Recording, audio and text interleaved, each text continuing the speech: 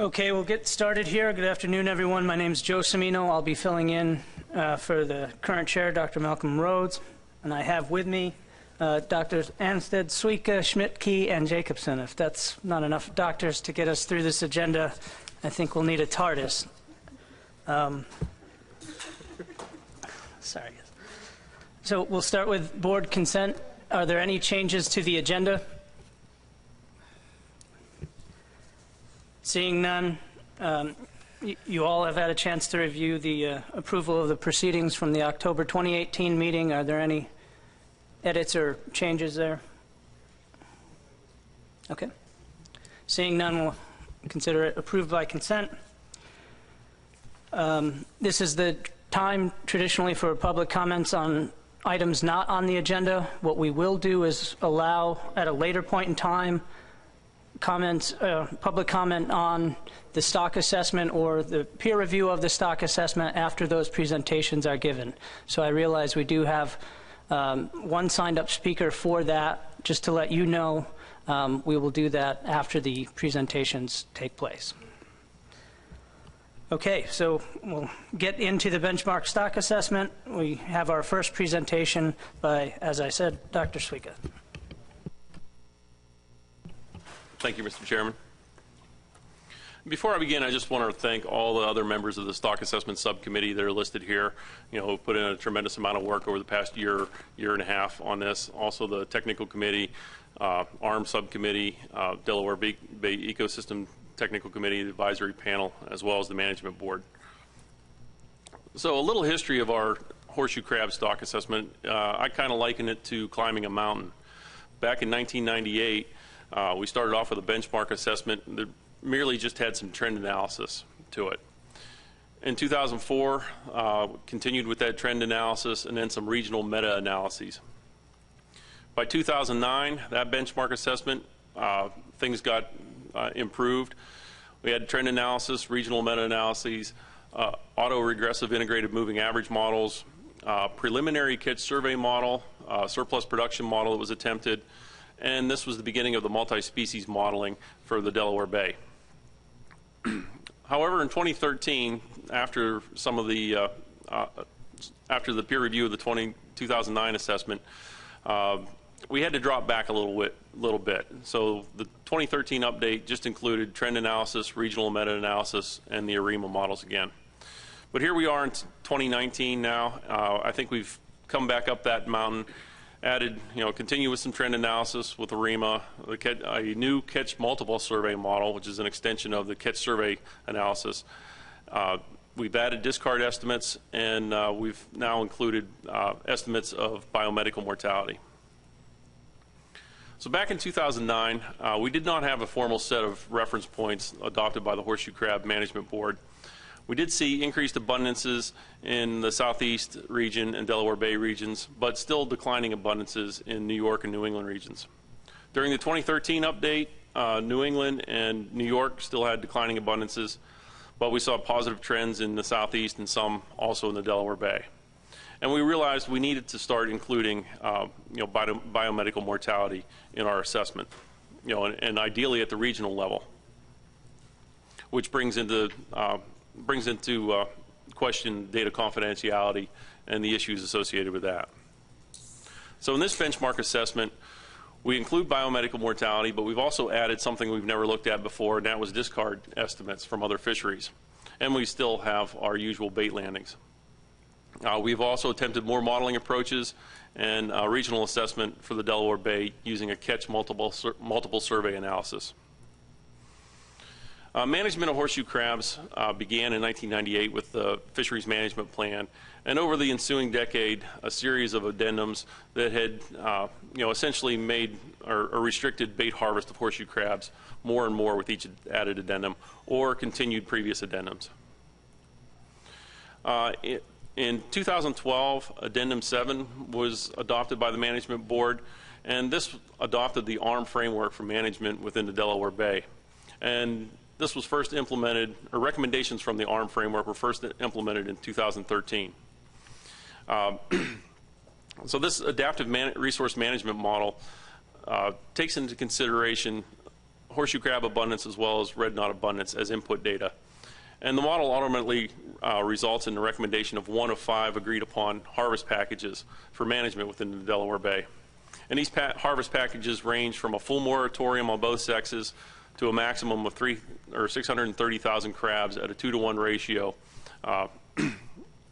as the most liberal harvest package. Since 2013, since the ARM framework was first implemented, we've been recommending and implementing a harvest quota that has been 500,000 male-only harvest crabs in the Delaware Bay region. Current quotas along the coast, and this table shows them. And in many cases, state quotas, voluntary state quotas, are actually less than the ASMFC quota, from 2017. In particular, Massachusetts, New York have, their state mandated quota is less than what ASMFC prescribes. As far as biomedical harvest goes, there are no fisheries management plan limits on harvest. There are some state-specific daily, annual, or seasonal restrictions. But monitoring requirements were part of Addendum 3 and are annually reported to ASMFC in state compliance reports.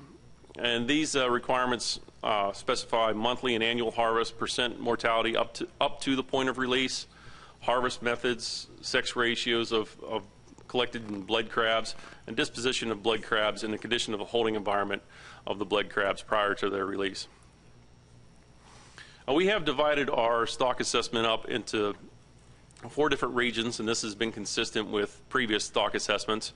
We have the Northeast region spanning from Maine down through Rhode Island, the New York region going from from Connecticut down to the New York Bight, encompassing Long Island Sound, the Delaware Bay region from New Jersey down to Virginia, and then the Southeast region, everything from North Carolina southward. And our regional breakdown is supported based upon genetic analysis of horseshoe crabs, as well as tagging information in the coastwide tagging database. And this table here just illustrates, how the majority of tagged and recaptured crabs are recaptured in the same general area as they were released, but you do have some movement among regions. Also, with the tagging estimates and the tagging analysis, we use those to come up with estimates of annual survival across regions or within a region.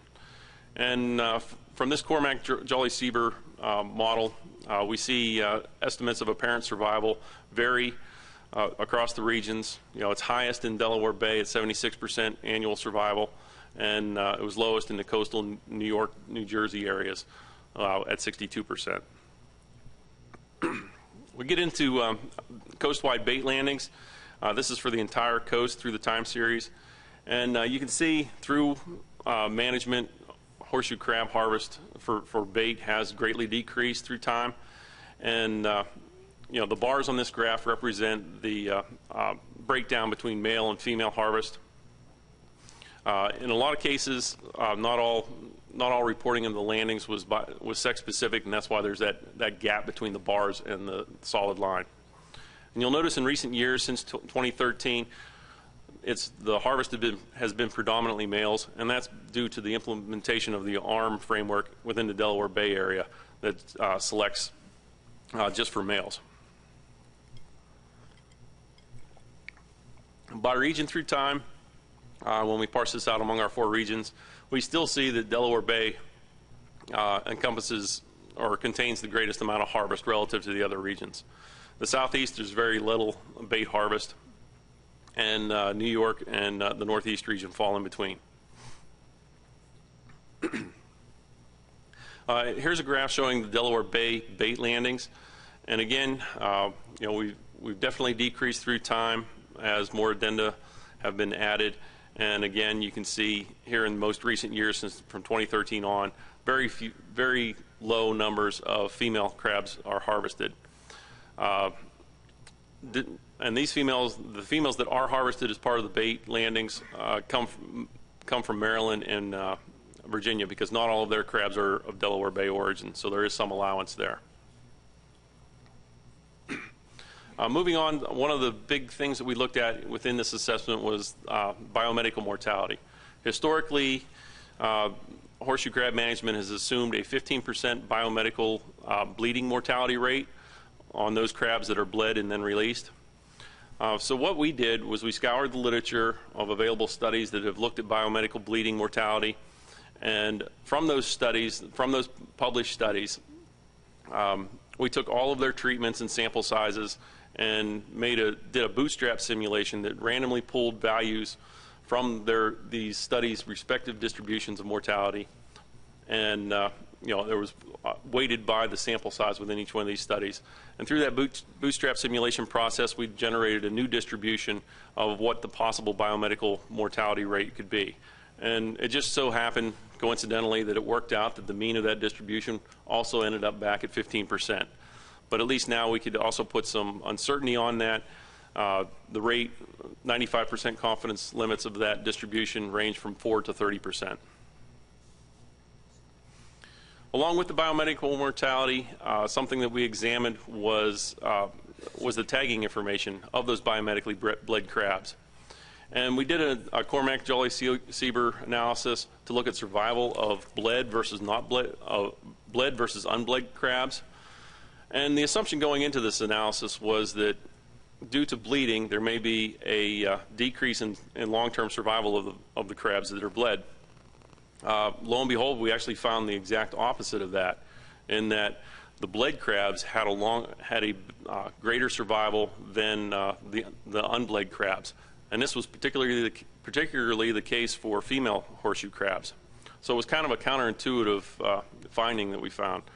And most likely the reason for this is that the biomedical industry will select and only bleed crabs that appear to be in very good condition.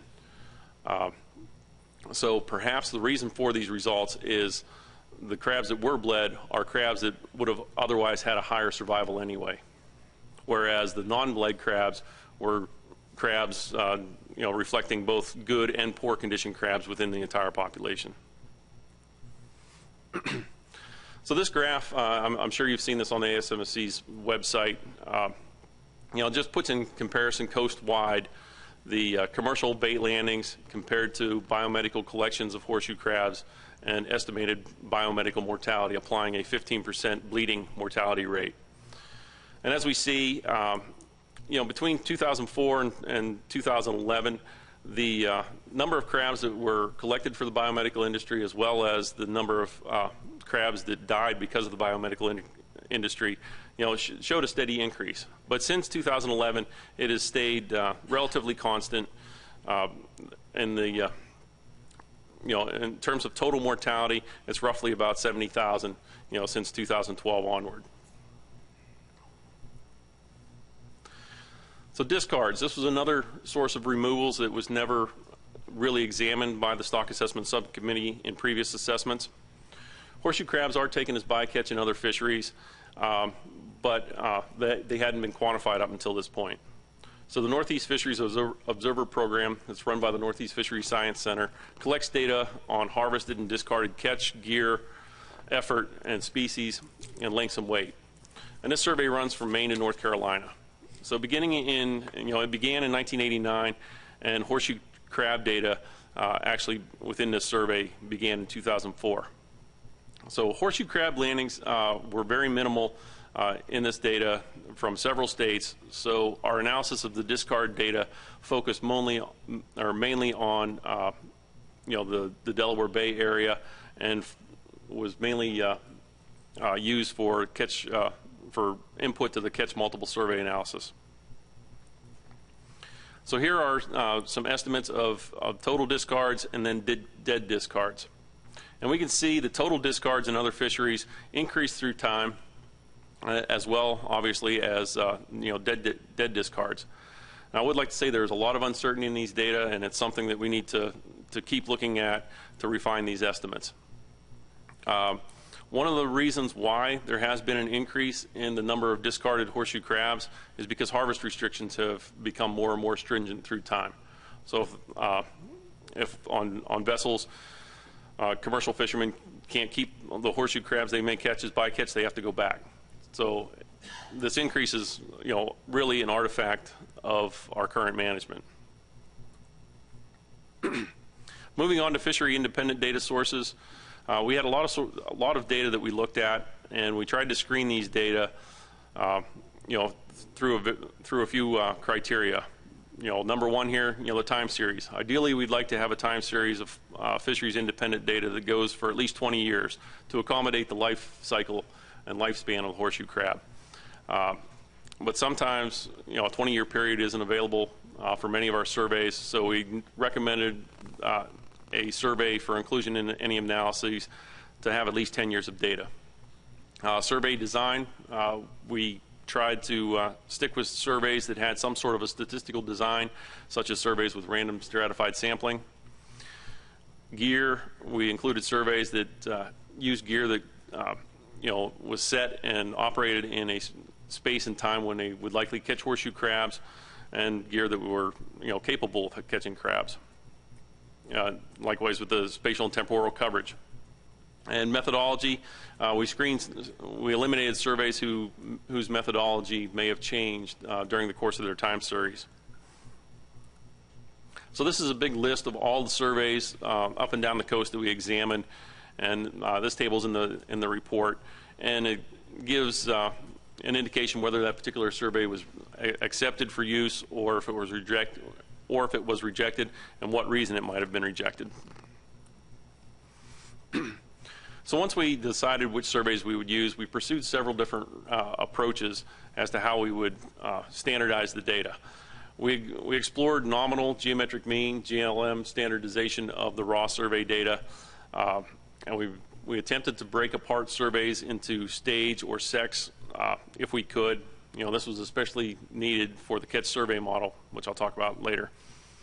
The problem with these approaches were that in many of our surveys, we have a high proportion of zero toes in most surveys, which made standardization very difficult. So in the end, we decided to use a delta distribution for the mean and variance of each survey for each year. And this sort of method is also used by the Virginia Tech Trawl Survey in the Delaware Bay.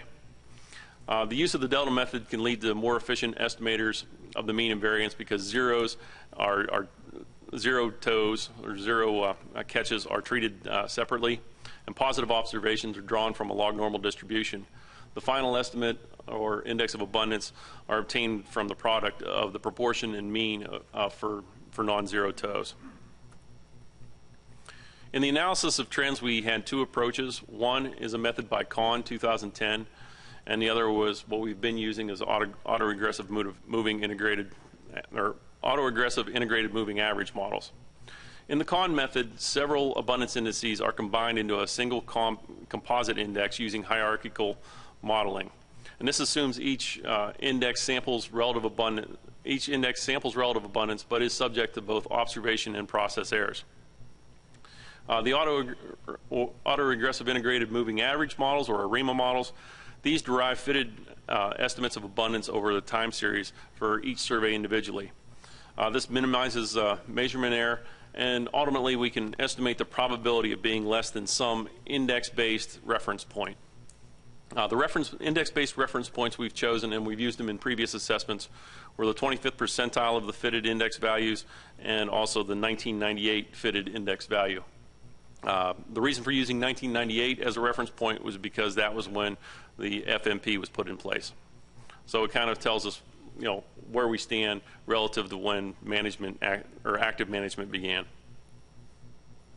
So moving on here, I'll show a series of graphs for each region, just depicting the ARIMA fits. And on each one of these graphs, the blue line represents the blue horizontal line represents the 1998 index-based reference point, and the red horizontal line represents the 25th percentile reference point. So here for the Northeast, a few surveys.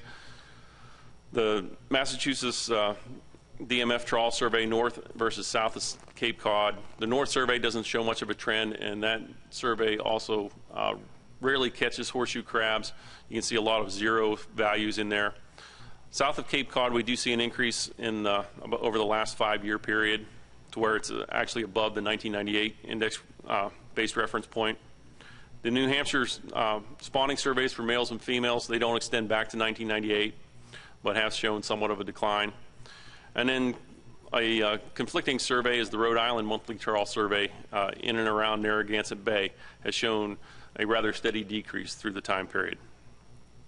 And if we combine all these surveys with the con index, or the two trawl surveys, we see very wide confidence intervals on that index coming from the con model, and this is because we have two conflicting surveys that show opposite trends. Moving down to New York, the results are a little more consistent across surveys, and in general, all of our surveys in New York show a declining trend, except the NEMAP in the fall. But the NEMAP data time series doesn't extend very far back into time. But the Connecticut Long Island Sound Trawl Survey, Seine surveys in Jamaica, Little Neck, and Manhasset Bays all decline, as well as the Peconic Bay Trawl Survey have all declined and continue to decline. And as we combine all these surveys into the con index, we can see kind of a steady decline through time. And Delaware Bay is where we have the majority of our fisheries independent surveys. And this slide looks at the Delaware Bay, the Delaware 30-foot trawl survey that's conducted within Delaware Bay. And we see in both the fall and the spring for males and females, we saw a declining trend through the 1990s, kind of bottomed out in the mid-2000s, and in the last 5 to 10 years has been steadily increasing. Other surveys include the Delaware Bay, or the New Jersey Surf Clam Dredge Survey. That survey has showed an increasing trend consistently through time since the early 2000s. And unfortunately, this survey has ended and changed methodologies in 2012. So that's why we no longer have more recent, or we don't have more recent data. Along Maryland's coastal bays, things have just kind of been going up and down without a consistent trend. And the NEMAP survey from the fall doesn't have that many years of data, and we don't see a definitive trend in that. New Jersey's Ocean Trawl Survey, kind of conflicting trends, whether you look at the data from that survey, whether it's in the fall versus the spring. The spring version of that survey shows a increase since 2010 in both males and females. However, the fall showed a declining trend and then kind of a leveling off throughout the time period. And the reason the bottom two figures here for the spring female and spring males from the New Jersey Ocean Trawl Survey don't have a blue line for the 1998 reference point is because this survey didn't start partitioning sexes until 1999. And here we have the Virginia Tech survey, which is the only survey along the coast that actually targets horseshoe crabs. And we've seen some ups and downs through 2010. And then in from 2012 to 2015, the survey lost funding. So there's actually a gap in data over that time period. And then it began again in 2016. So we've seen some ups and downs, but in the most recent years, it's above, much higher than that 25th percentile reference point. So the Delaware Bay Index from the con model, when you combine all of these, we generally see the declining trend through the 1990s, a low point in the mid-2000s, and then somewhat of an increasing trend towards the end of the time series with fairly wide confidence intervals on it as well. Moving down to the southeast region finally, various surveys from Georgia, North Carolina, South Carolina. What we saw here, it's fairly consistent with previous assessments, was an increase in the early part of the time series, and then somewhat of an increase or somewhat of an increase or stabilization in more recent time. And that's kind of reflected also in the con index for the southeast. You can see, an increase in the mid to late 2000s or 2010s, and somewhat of a perhaps even a leveling off or somewhat of a decrease in the most recent years. So to kind of summarize the AREMA models, we looked at we considered those surveys that had a terminal year in 2016 or 2017, the residuals from their AREMA fits were normally distributed, and combined sex surveys, because we didn't want to summarize based on surveys that were split into male versus females to try to avoid double counting a particular survey. So what we're looking at here is the probability of an index-based reference point being either less than the 1998 fitted value or the 25th percentile of the fitted values. And if that probability is greater than 50%. So if it's greater than 50%, that's good. That means that survey is fairly likely to be less than the reference point. So in New England, we have 1 out of 2 surveys less than the 98 reference point. New York, things don't look very good. All 4 of those surveys are less than 4 out of 4 surveys are less than the 1998 value. Mid-Atlantic, which would be Delaware Bay, 2 out of 5, and the Southeast, 0 out of 2 that fit these criteria for inclusion in this summary. And then also, we also have the corresponding number relative to the Q25 reference point. So some other assessment methods that we looked into and applied. The first one was a surplus production model using ASPIC, from the Northeast Fishery Science Center toolbox, and also an index method. Now, from the previous 2009 assessment, one of the recommendations from the peer review panel was to develop an operating model to make some simulated data sets and to test the surplus production model. So we did that and found that the surplus production model just did not adequately account for the life history, the complex life history of a species like horseshoe crab that has a late age to maturity and lives a long time. So that one was abandoned. An index method, we had high hopes for this. It's a relative F method that can ultimately give you some reference points to target your fishery at. We also tested that with the operating model and found that it couldn't accommodate the complex life history of horseshoe crab, so it was abandoned as well. Now, the operating model was used to generate some simulated data, which was ran through the catch multiple survey analysis, and it worked. It accommodated the life history of horseshoe. That model accommodates the life history of horseshoe crab, so we then move forward with running the catch multiple survey analysis for Delaware Bay female crabs only. At the underlying model for the catch multiple survey analysis is shown here, and it takes into account the number of fully recruited animals or multi-paris females and the number of newly recruited females or premi-paris females. And the way you can tell the difference between a premi and a multi-paris female is just by looking, they're both sexually mature, both possess eggs, but a multi-paris female will have marks on its marks from where it had previously spawned when the male is in amplexus with it the previous spawning season. So we have, within this model we have the number of multi-paris and premi-paris females, natural mortality, the catch, and it just gets decremented from one year to the next, and we ultimately end up with an estimate of the multi-paris animals in a given year.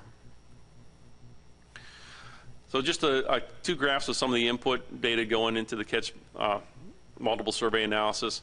These are the removals.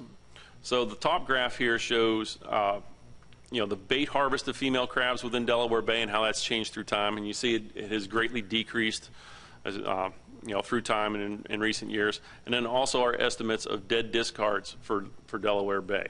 Now again, this is female only, and the interesting thing is, because of our active management in Delaware Bay that targets only male harvest, the dead discards are actually a greater removal than what the bait harvest is for females. The bottom graph illustrates the removals due to biomedical bleeding, and you'll note that for confidentiality reasons, I've left the y-axis off of this graph.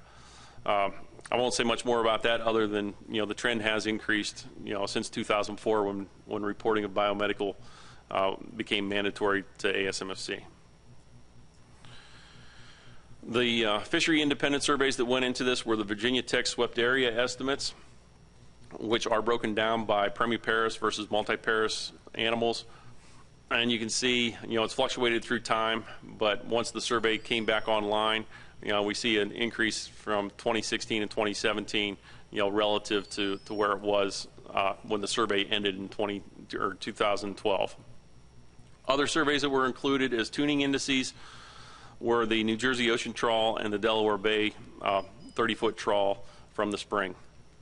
Base model parameters are given there. We assumed a natural mortality of 0.274, which was based upon our tagging results that showed this is an instantaneous rate. Our tagging results showed a corresponding survival in Delaware Bay of 76% annually. And then model weights, these came from the CON analysis that we did.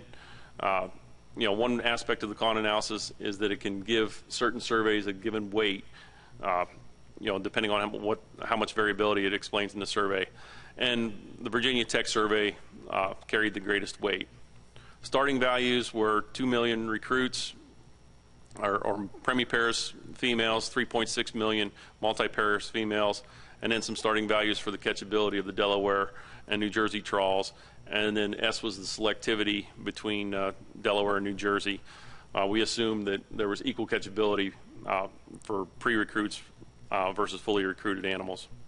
And then our base model was ran assuming a 15% biomedical bleeding mortality. So fits to the individual surveys. The individual fits weren't great. They capture the general trends that we see. So they weren't great, but they weren't terrible either. They do capture the general trends. Ultimately, in the end, these two graphs depict what we estimate for instantaneous fishing mortality and the number of adult females within the Delaware Bay population. You'll note again, for data confidentiality reasons, I've left off the y-axes on both of these graphs. I will say that fishing mortality has decreased through time on Delaware Bay females, and abundance has increased, especially in the most recent years. One thing you'll note is the very large confidence intervals from 2013 through 2015 in our abundance estimates. The reason why we had these large confidence intervals is because we were missing the data from Virginia Tech during those years. So this also illustrates the importance of that Virginia Tech survey in our assessment to gain better estimates of abundance.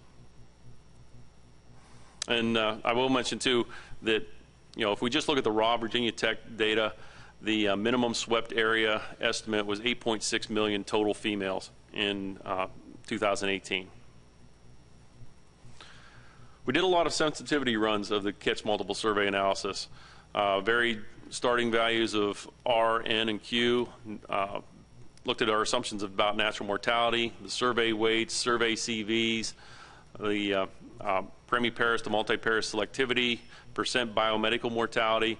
We varied that all the way from 0 up to our 95th confidence limit of 30% bleeding mortality. We looked at the inclusion versus exclusion of dead discards, and also the inclusion or exclusion of years when the Virginia Tech trawl survey did not operate. Due to confidentiality issues, I can't show all of the sensitivity results, but I will say in general, the model outputs were very robust. Biomedical mortality bleeding rate had very little effect on the outputs.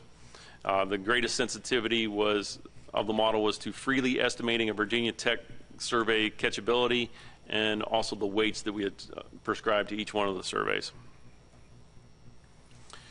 And this graph just shows you a retrospective analysis, again with the y-axis left off. And you see, for the most part, we don't have any retrospective pattern except during the years when the Virginia Tech trawl survey did not occur. Otherwise, the retrospective pattern looks great. So, reference points. One of our terms of reference tasked us with developing reference points. So we tried to develop reference points for the Delaware Bay. One method was based on a theoretical population projection model, and this was to try to estimate a number at MSY and an F rate at MSY. And then we also looked at yield and egg per recruit models for the Delaware Bay. Both of these methods were ultimately considered not suitable for management. The yield and egg per recruit models gave us reference points that just did not make biological sense. And the big reason for that is the problem with horseshoe crabs is that the adults have a greater mortality than the juveniles. And that's because natural mortality increases once the adults start to come up on the beach. They're subject to being overturned, subject to more avian predation. So that, kind of, it basically wrecks any kind of a per recruit analysis. And also the fact that once a crab is mature, it has a terminal molt and does not gain in size anymore. And if it doesn't grow in size anymore, then its fecundity isn't increasing, or its weight's not increasing, which is problematic for both yield or egg per recruit models. The population projection model reference points, the peer review panel thought that they may be biased because they were developed outside of our actual assessment model, and recommended that we don't do a direct comparison between the catch survey analysis results and output numbers of abundance or fishing mortality estimates. But the peer review panel said that they could be useful, for other management purposes, perhaps to put things into context. So the ultimate management recommendation for the use of reference points is to use the 1998 index-based reference point from the ARIMA models to determine stock status. So in doing this, again, that summary that I showed from the ARIMA results, we looked at the time series of surveys that had a time series that extended back to 1998, combined sex surveys, residuals from the ARIMA fits were normally distributed, and the terminal year of that survey was either 2016 or 2017. And we came up with a rule, kind of a stoplight approach to determine status based on the percentage of surveys within a region having a greater than 50% probability of their terminal year's fitted value being less than the 1998 index-based reference point. So a poor status was given to a region if greater than 66% of the surveys fit that criteria. A neutral status was 34 to 65%, and a good status was less than 33%. So in the end, if we look at the column on the far right, or the two columns on the far right for 2019, in the Northeast, we have a neutral status. In the New York region, we have a poor status, Delaware Bay, a neutral status, in the Southeast, a good status, and overall, for the coast, a neutral status. I put the, if we applied these same criteria to the results from the 2009 benchmark assessment and the 2013 update assessment just for relative comparisons through time. One thing you'll note is the numbers of surveys included in each one of these assessments has changed. Earlier in 2009, we included every sort of survey that we did, whether that individual survey was split by sex and stage and so on. So there's probably some double counting of a survey within a region. And we've also changed the actual data that was used in the ARIMA models, because before we just used whatever index a particular state calculated for a survey. This time we standardized them all using the Delta method. But we still show these just for comparison. And the thing to note on this is, New York is the problem here. It started out green, went to yellow, and now it's down into red. So taking a closer look at the individual surveys that were included in this summary, I show here the most recent 5- and 10-year trends for each survey within each region. In the Northeast, we have conflicting trends between the Massachusetts trawl survey and the Rhode Island trawl survey. One's going up, one's going down. In New York, very consistent trends, especially over the past 10 years. All of these surveys are trending downward. Delaware Bay, things are trending, individual surveys are either trending upward or are stable. And likewise in the Southeast, things are either trending up or at least stable in the last 5 to 10 year period.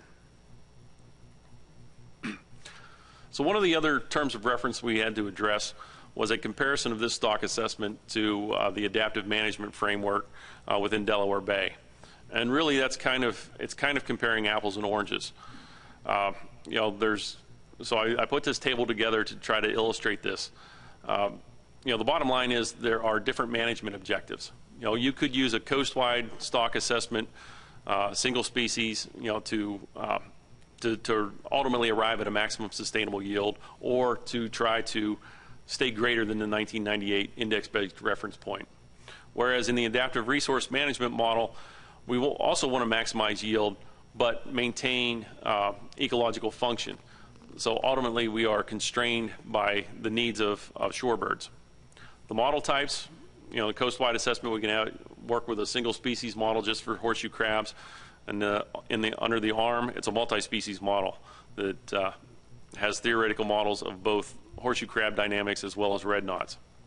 Management triggers, we could have our typical FMSY, BMSY, or index-based reference points under the coastwide stock assessment, whereas under the ARM we have threshold values that change what we might do. So these threshold values are based on red knot abundance of 81,900 birds, or female horseshoe crab abundance of 80% of a theoretical carrying capacity, which equals 11.2 million. And unless under the ARM framework, the harvest of female horseshoe crabs doesn't have any value or utility until these threshold values are met. Our status conclusions, under a typical coastwide stock assessment, you would want to ultimately come up with not overfished or overfishing is not occurring. In this case, because we're using the 1998 index-based reference points, we would say for Delaware Bay it's at neutral status. Under the ARM, the thresholds for each species aren't met, therefore female harvest is not valued. And management recommendations, depending on reference points, female harvest could increase in Delaware Bay, whereas under the ARM, it's just we would still be at a continued male-only harvest. And I also put a big question mark there, if female harvest could increase.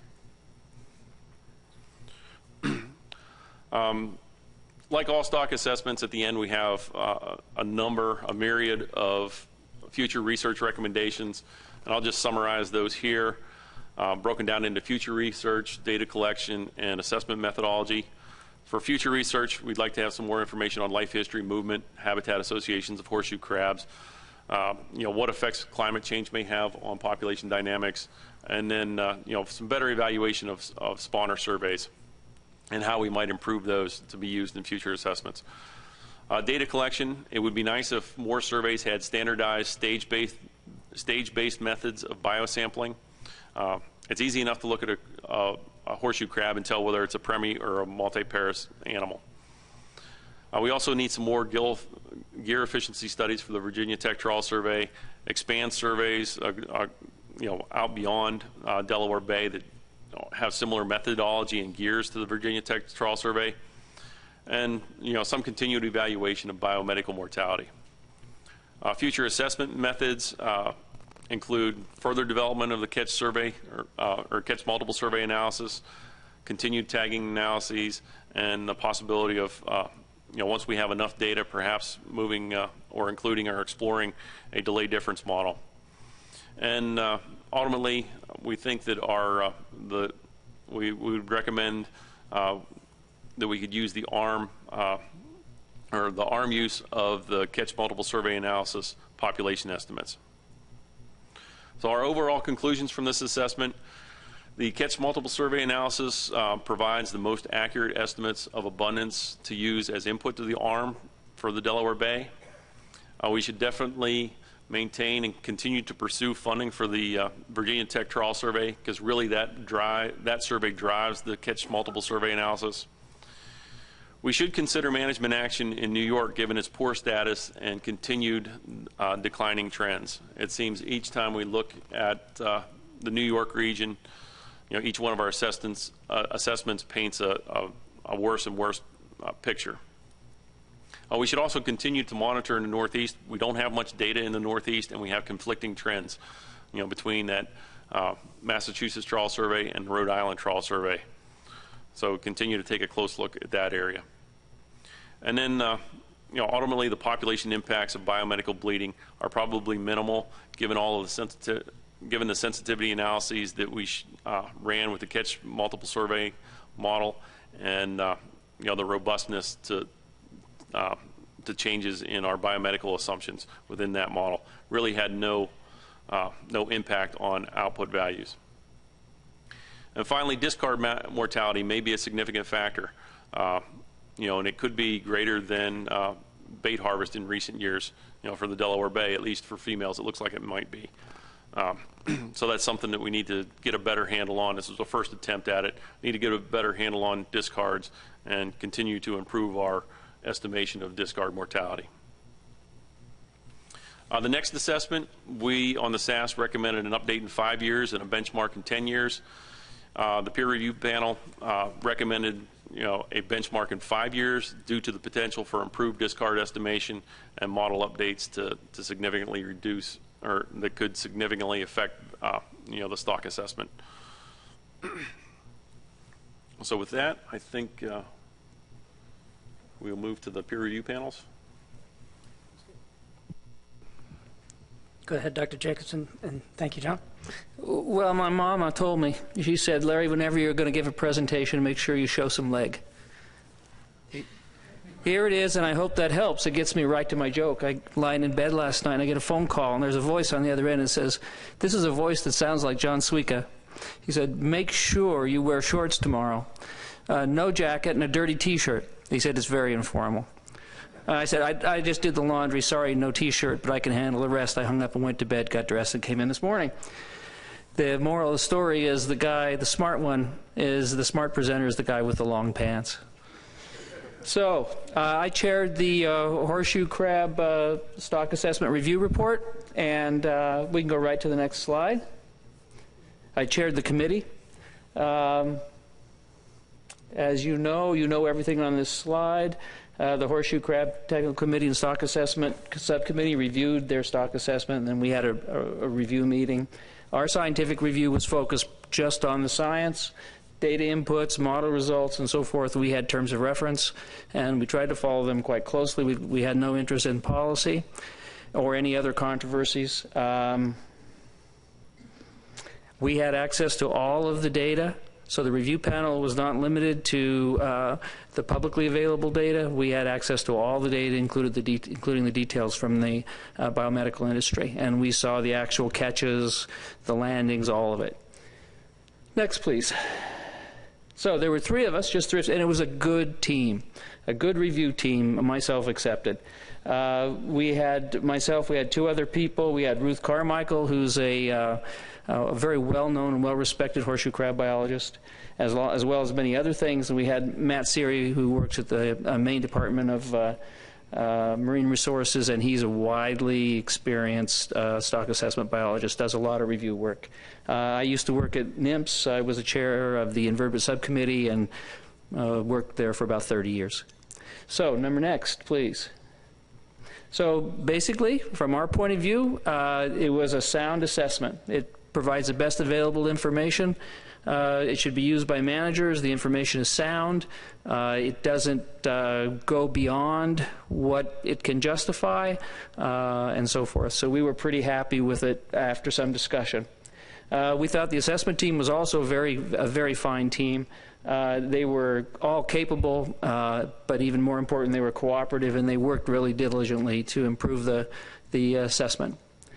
The assessment work was well documented, and we appreciated that. Next.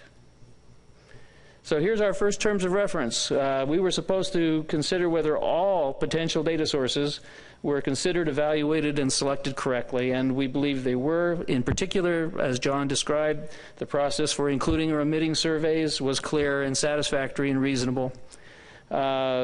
It appears that, the biological sampling for horseshoe crabs, sex, length, things like that in the commercial fisheries and the other fisheries is less than you would find in most other fisheries, but it was adequate for the assessment at hand because very little could be done with the catch data given that there was so little information about discards. But in the future, it may be important to have more information about the biological characteristics of the catch. We believe that the analysis that was done supports that 15% bleeding rate. And as a result of that 15% bleeding rate, you know, to get the biomedical losses, the dead crabs due to biomedical harvest, you have to take the biomedical collection, I think they like to call it, which you guys don't get to see, multiply it times 15%, which is the fraction that died, and then you get the number of crabs that may have died in the biomedical end by sort of multiplication. And consequently, when you do that, you see that the biomedical losses based on that 15% mortality rate are always less than 13% of the bait harvest. Now, maybe they've got the biomedical harvest mortality rate wrong by a factor of 2, and it's 30% of them die. Even so, you'd still have biomedical mortality of less than 26%. But we're comfortable with the 15. We're comfortable with the idea that the losses in terms of dead crabs to the biomedical industry is about 13%, never more than 13% of the bait harvest. And we're going to suggest that this bleeding mortality stuff is no longer a major uncertainty. It seemed to us that there was too much time devoted to it in the assessment, but of course we didn't have the results of the assessment. You didn't have the results of the assessment when you formulated the terms of reference. Bleeding mortality is no longer a major uncertainty given the relatively small biomedical take, the 13%, and the comparison to bait landings, in particular discards. Now, it's discards I'm going to hit over and over and over again. The discard estimates were made for the first time. There were questions about how they were done. There was some more work done at the meeting and so forth. And most attention was focused on Delaware Bay for discards. But it's potentially, it's possible that the discards are as large as the combined mortality in any of the other fisheries. All of the other fisheries put together could be higher than that or could be lower than that. So there's a lot of uncertainty, but it could be a major source of uncertainty and a major source of mortality. And I think that that's probably where you could devote whatever energy you have for horseshoe crabs in the near term, in terms of research and so forth. Next, please. This is a slide that shows, that's meant to make the point about the biomedical losses relative to bait. The top slide shows for the whole coast, in actual numbers, millions of horseshoe crabs. It shows the bait landings. It shows the biomedical collection, which is green. And then if you apply the 15% mortality rate to the collections, you get the biomedical mortality. And that's the little red knobs going along the bottom. And you can see they're small relative to the bait landings. And that's not to criticize the bait landings. It's really only to say that it appears the biomedical stuff isn't that important.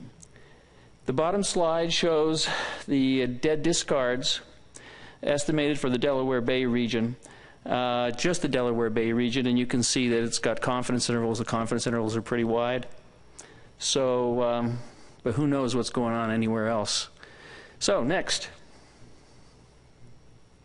Here's our review findings. Recommendation 1, estimate those discards and see if you can do it, estimate discard mortality too. So we've got the discards, which have to be estimated based on fishery observer data, the so-called NEFOP data. And then you've got to estimate the discard mortality rate, which we've worked on here and probably didn't need to make it into this slide, but we'd like to do it on a regional and a whole stock basis if we can. Recommendation 2 is to add discard estimation experience to the assessment and management teams. Now, this discard estimation stuff is an art. You have to understand the fishery. You have to understand the fishery. You have to understand the horseshoe crab fishery, horseshoe crabs. You have to understand the fisheries that might intercept horseshoe crabs. You have to understand the databases. You have to understand the history of the databases. So you really do want to get some experience in doing it into the horseshoe crab assessment and management teams. I think that it would be reasonable to allow the ASMFC staff to access the discard databases directly. That would be very efficient if you can manage, and it would be a good idea to provide them with some training to shave a few years off of the process of learning to do this discard estimation and to do it more accurately. Next one. Back to the tour, evaluate the methods and models. The ARIMA models used here and were actually used previously are good models for horseshoe crabs under the circumstances. They may appear simple to you, but they're objective. There's not much to argue about in connection with them. They're well-grounded statistically, and they make best use of the available data, which are the surveys. They're robust to uncertainties about catch because they don't use them. No estimates of natural mortality involved and so forth. So I think a practical person, business person working in their own interest would not hesitate to use information like this to track what's going on with their business. We like the catch multiple survey analysis. We believe that they provide the best available estimates of abundance in F, and they provide reasonable estimates for Delaware Bay females only. However, there weren't any comparable reference points available in order to do a sort of overfishing, overfish determination for just the Delaware Bay. So we recommended not doing it. It didn't seem necessary because we had the ARIMA models to fall back on, and the ARIMA models were being used elsewhere. There were some other reasons as well, and I'll go into them if you like. But it seemed fine to us to use the Colley-Sichonwine model, the CMSA estimates for other purposes besides comparison to reference points. There was a theoretical population model that John alluded to, and it was a nice piece of work, but it wasn't comparable to any of the other models we had either. We didn't make much use of it. However, there was one major result, and it seemed to estimate that FMSY was less than 0.1. That is to say, low, which would indicate that the horseshoe crabs are not really resilient to much in the way of fishing, you know, with an FMSY of less than 0.1. So less than 10% per year to get maximum sustained yield. So recommendation 3. Calculate the reference points and projections within the Colley-Sichonwine model, the catch multiple survey analysis model, or other assessment model for comparability. You should compare apples to apples. The reference point should come from the same model that you use to compute the stock status, you know, the abundance or the fishing pressure.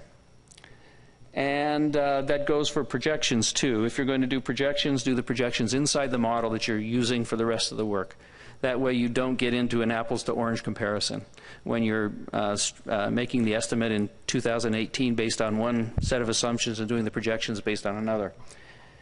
And we believe you should continue to improve that catch multiple survey analysis. I think we thought it was a big step forward, and particularly for use in other regions and for both sexes, because remember, we've only used it for females in Delaware Bay.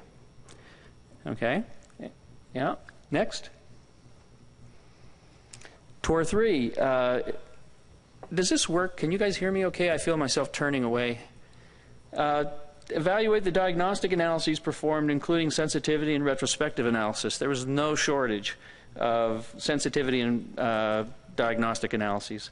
So we had residual analyses, identified poor ARIMA model fits, and they did some historical analysis to demonstrate that the ARIMA was pretty stable between assessments. So it inspired more confidence than uneasiness. It appeared to be a good way to go. They did a historical retrospective with that new 33%, 66% status method that he showed you.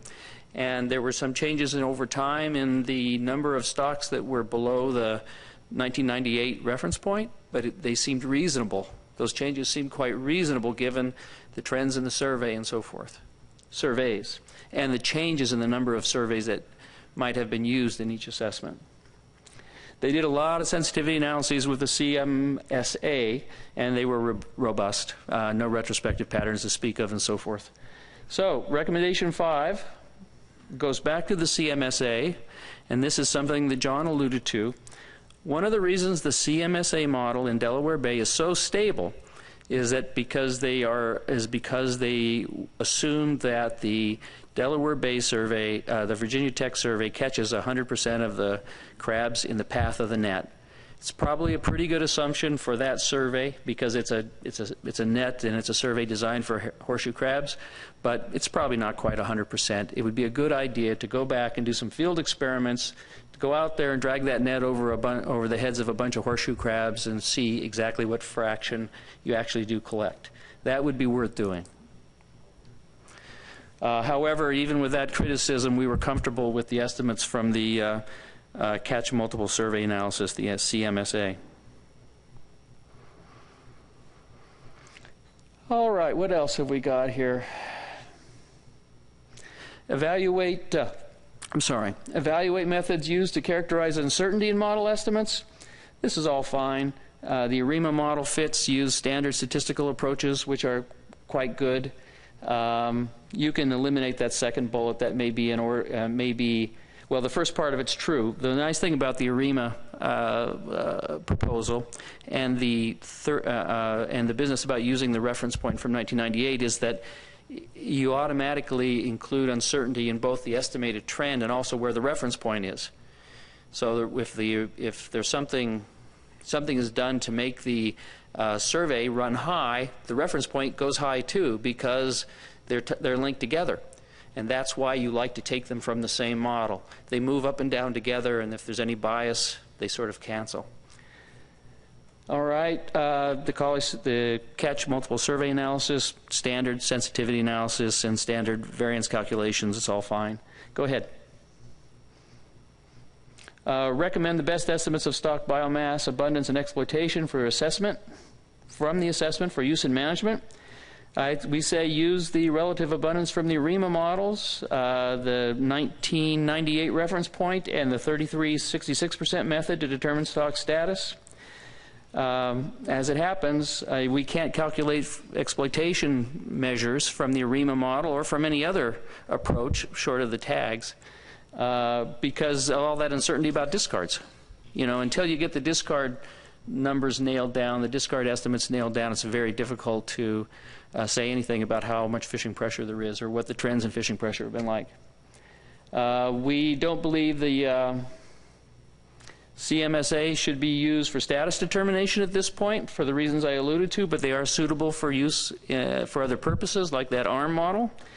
And the only other thing is that even though we don't want you to make a comparison of the CMSA to the reference points, for example, from some other model. It was pretty clear to us looking at the CMSA results. These are results that you can't see, that the fishing mortality levels are very low there. It's extremely unlikely, I think extremely is fair, extremely unlikely that there's overfishing occurring in the Delaware Bay area in the FMSY sense. What I'm saying is it's very likely that fishing mortality, particularly for those females, is lower than FMSY, probably quite a lot lower. So, next slide. Evaluate the choice of reference points and methods used to estimate them. Recommend stock status determination. Panel conclusions. Use relative abundance in 1998 from the ARIMA models as abundance reference points. And then use that 3366 status method to combine results from multiple surveys at regional and whole stock levels.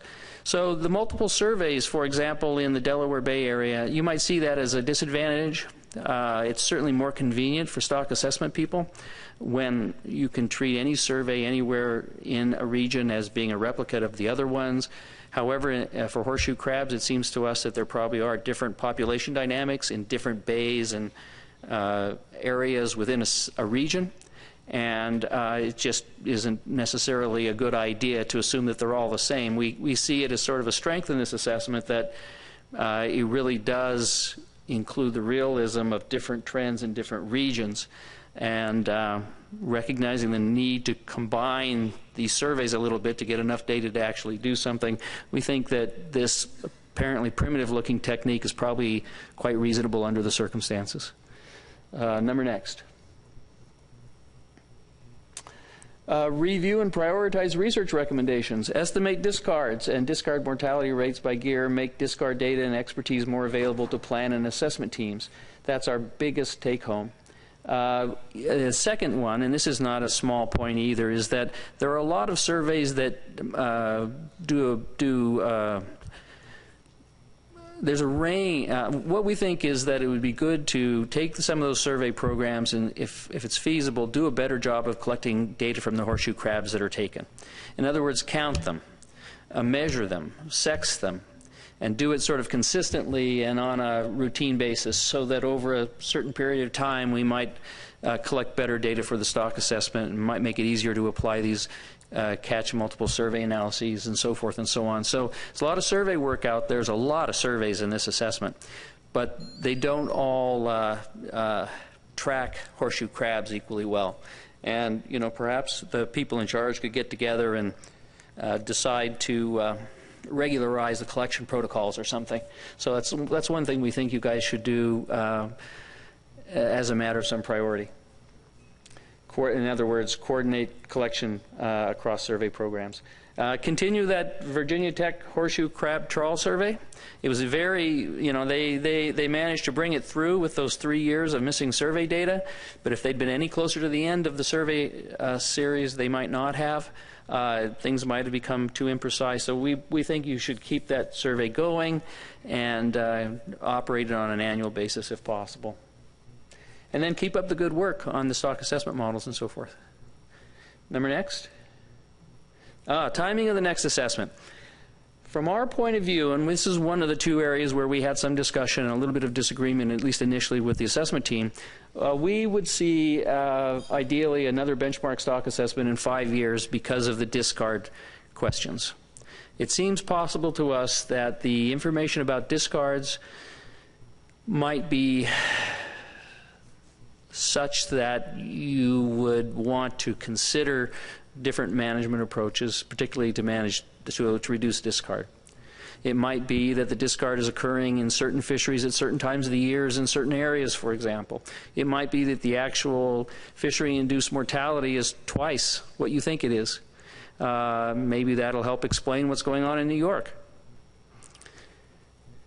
So that kind of work is more along the lines of a 5-year time frame. We also think, and of course this is none of our business, it's yours, that it would be prudent though to start work on the discard soon, because you'll start talking to the NEFOP people. The NEFOP people are short on resources. They'll start arguing with you about whether it's the best use of available resources. You'll go back and forth. You'll come to some sort of a compromise. It may be that the protocols that are used to collect the observer data will need some adjustment, and that'll take some negotiation too. John Hare will have to talk to folks and so forth. And it'll take a little time for the discard question to percolate into the culture, into the horseshoe crab culture, maybe displace some of the biomedical mortality questions. We got to get people sort of thinking along a new track, at least for a little while. So if you were going to do an assessment in 5 years, considering the cultural change that's required, considering there may be training involved to bring the team staff up to speed, to get used to the databases, to make changes to the data collection protocols, we think it would probably be a good idea to start on the discard estimation soon. And I think that's my last slide. Next slide, please. So have you guys got any questions for John? Okay, let's get started. Roy Miller. Thank you, Mr. Chair, and thank you, Dr. Jacobson and Dr. Suika, for your fine presentations. I have a question concerning the discard loss. I don't remember if you mentioned the sources of potential discard mortality, but in Delaware Bay, you have a gillnet fishery, you have a conch dredge fishery, you have a crab dredge fishery. Other than that, the only other source of discard loss, if you want to call it that, might be commercial dredging operations from main channel deepening. Do you have any feeling for the relative importance of those potential sources of discard mortality relative to each other? Thank you. Yeah, thank you. I will answer that question. So as part of the NEFOP data set, we did have the commercial trips in the Delaware Bay states for all fisheries, and if they kept horseshoe crabs, if they discarded horseshoe crabs, what the gear was, what the state was. And so we could look at that, and the discard estimates were actually performed by gillnet, midwater trawl and bottom trawl, and dredge separately. So those estimates were made separately for each of the 3 gears, and different mortality rates were applied to each of those gears. So we used 50% for trawl and gillnets and 5% for dredges. And the scale of the discards from those fisheries did vary by gear and by state. So that was all taken into consideration as part of those estimates, but certainly more work can be done to fine-tune that, as Dr. Jacobson has indicated. Follow up, Roy? Please. Well, of those sources, do you have a feeling at this point in time which one might be the most important source of discard mortality in Delaware Bay, considering the volume, of course, of each of those activities? I hesitate to point the finger at one thing, because there were some, the data set isn't designed to capture horseshoe crab discards, as Dr. Jacobson has indicated, that maybe we need to kind of talk with NEFOP about how we could get this data set to be better for horseshoe crab. But there were some years of just massive dredge catches, but we only assigned a 5% discard mortality to the dredges, thinking that the horseshoe crabs might sustain being caught in a scallop dredge, for example. So some of those peaks that you see in the discard are just a really large haul in 1 year of horseshoe crabs in a dredge fishery. But I think consistently the trawls may be caught the most, but again, the data set is not designed for that, so we need to do some work around it. Okay, Jim Gilmore? Thank you, Mr. Chairman. I think it's a question. I actually got 2 questions, but first one's for John. So is there any conclusions or even speculation as to why we're seeing this rather odd thing where we have a decline in New York, but either stable or increasing things around us? And second question, and I'll just put it, I'm not sure who could answer it, but when did the New Jersey moratorium, what year did it start? Thank you. To your first question, yeah, it is very odd that New York continues to see a decline. Your allowed quota from ASMFC has declined, and then at the state level, you take less than half of that. There's no biomedical collection or mortality going on in New York. So the 2 hypotheses that could still explain the continued decline are, one, either what little bait harvest is allowed is still too excessive, or the habitat has changed, which that would take some additional research into the areas around New York to see, what, if available spawning the amount of available spawning habitat has changed, if water quality has changed. But it is strange that, given the reductions in harvest and no biomedical, you can't, it's hard to point the finger at that as the leading cause. To your second question, when New Jersey's moratorium went into effect, it was 2007. John, there's the discard hypothesis too. Intense fishing in a variety of fisheries around the New York region, plenty of discard, and so forth. Just to follow up, and I think there's a 4th reason, and it might be illegal harvest. So just so we have that on the table, we've seen quite a bit of enforcement action on this fishery because of the supply and demand issue. With once you get closures in other states, the price goes up, and the supply goes down, demand goes up, price goes up. So anyway, we're thinking that has something to do with it also. Thank you. We've got Mike Millard, Adam Nowalski, and then Dan McKiernan. Thank you, Mr. Chair, and thank you, gentlemen, for both of your very thorough reports. It's hard to believe we've been at this horseshoe crab thing over 2 decades now. For John, a question for you, a comment and a question about the biomedical mortality. I guess the take-home message from both of your reports is that it is essentially insignificant.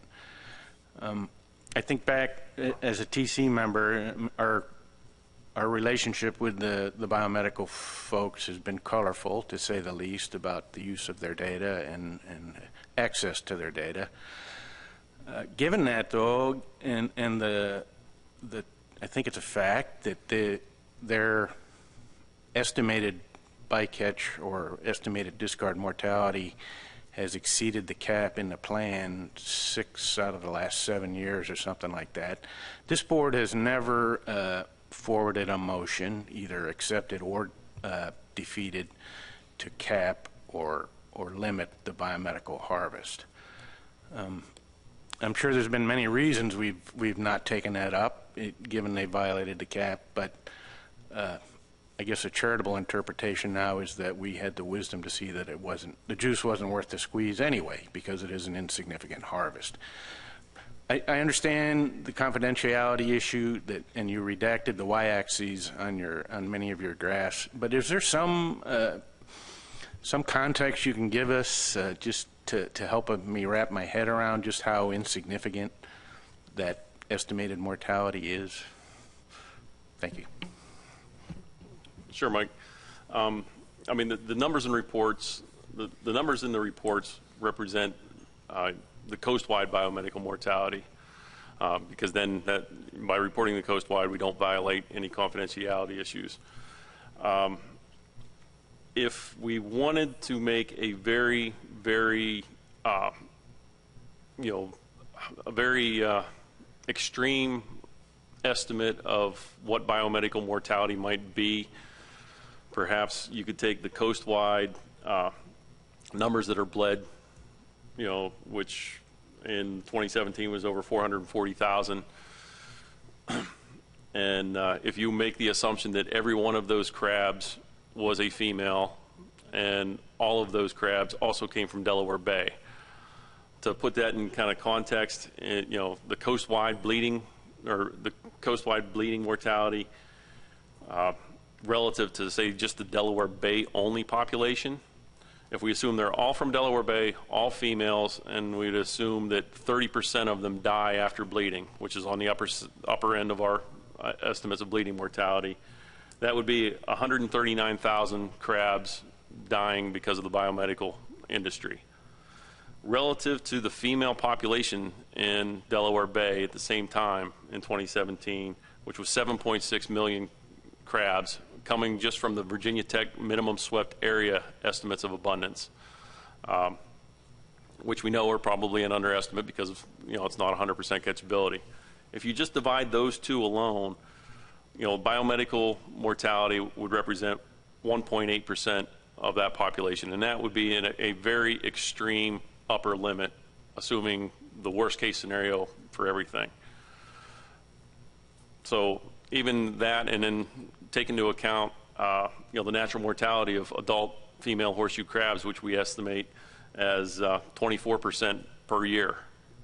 So you're comparing 1.8% versus 24%. So that kind of puts it in as a absolute maximum extreme impact of the biomedical industry on Delaware Bay alone.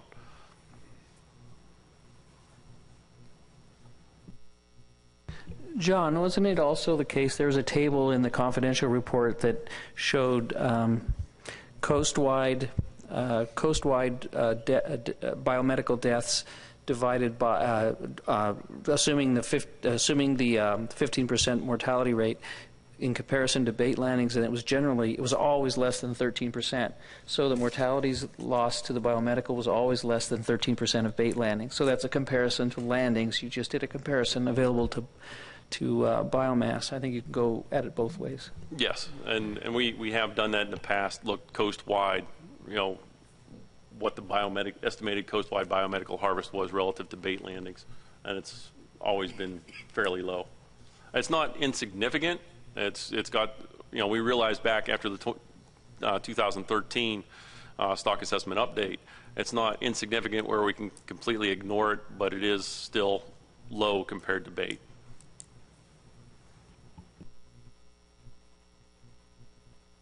I think the 13% was in a year prior to your regulation, the institution of regulations and so forth too. So in most years it was much lower than 13%. Okay, Adam Nowalski. Thank you. So I was going to ask for a response to a comment in materials that were submitted to us after the assessment. ASMFC apparently did not conduct a detailed analysis of biomedical mortality or its impact on the Delaware Bay spawning population, and specifically female crabs which produce eggs. I think I just heard that detailed analysis. Unless there's anything else to add, I think I'm comfortable that my question was answered. Thank you. Dan McKiernan. Yes, thank you. In the document, is the discards enumerated by, say, gear type and area that we could look at? Yeah, in the document there are the discards, total discard estimates by gear before they're combined, and then the attributed dead, and then the attributed dead to females in Delaware Bay. But what about some of the other regions like New York or the Northeast? Is it there too? So no. So when I got the data set from NEFOP, they go from, you know, most of the coastal states, but the data set wasn't as robust outside of the Delaware Bay, so the confidence intervals were even larger, so that's why we really focus on the Delaware Bay. So for example, in New York, there are very low bycatch values in that data set, and I don't know if that's because of the way that the data is collected or if that's true, and so there were just too many questions outside of the Delaware Bay states to really zero in on that. Massachusetts had pretty good data actually from the NEFOP that could be looked at further, but we really focused on that because we wanted it as an input for the catch survey, and that's where the data seemed the most complete. My last question is, I wonder at some point if there's going to be a discussion about a preferred method to manage horseshoe crab fisheries sustainably. In my state, we benefit from something that was opposed years ago but lives on, and that is the Refuge Closure at Monomoy. We've got the national park in parts of the Cape Cod as well, and those areas are off limits to harvest. And I think we might be the beneficiary of sort of that kind of management strategy, even though Massachusetts didn't institute it. I think it represents a pump for recruitment and maybe protection of adults. I guess I wonder about how things seem to be declining elsewhere, and I don't know if there's some recommendations. We did adopt the Rhode Island lunar closures, which seemed like a good idea, and I just wonder at some point might there be an assessment of good management strategies for this species.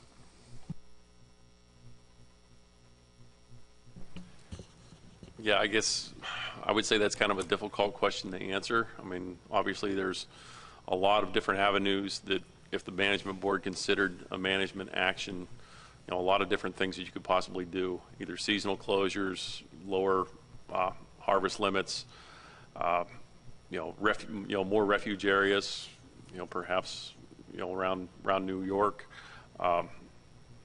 You know, we didn't do any sort of, and I don't think we have the data. We don't have the data to really do a management strategy evaluation.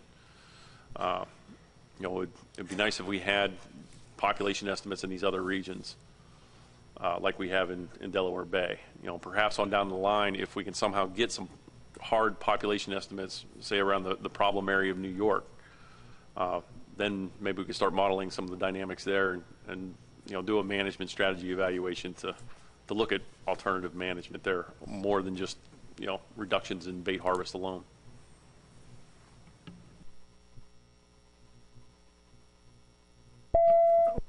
Got myself there, Bob. And we do have we will be considering management responses. So if in that discussion, you know, there's a task to either the technical committee or you know, if we're going down the line of starting at BDT, I think we can continue that discussion there. I have Stu Mickles next, and then Bob.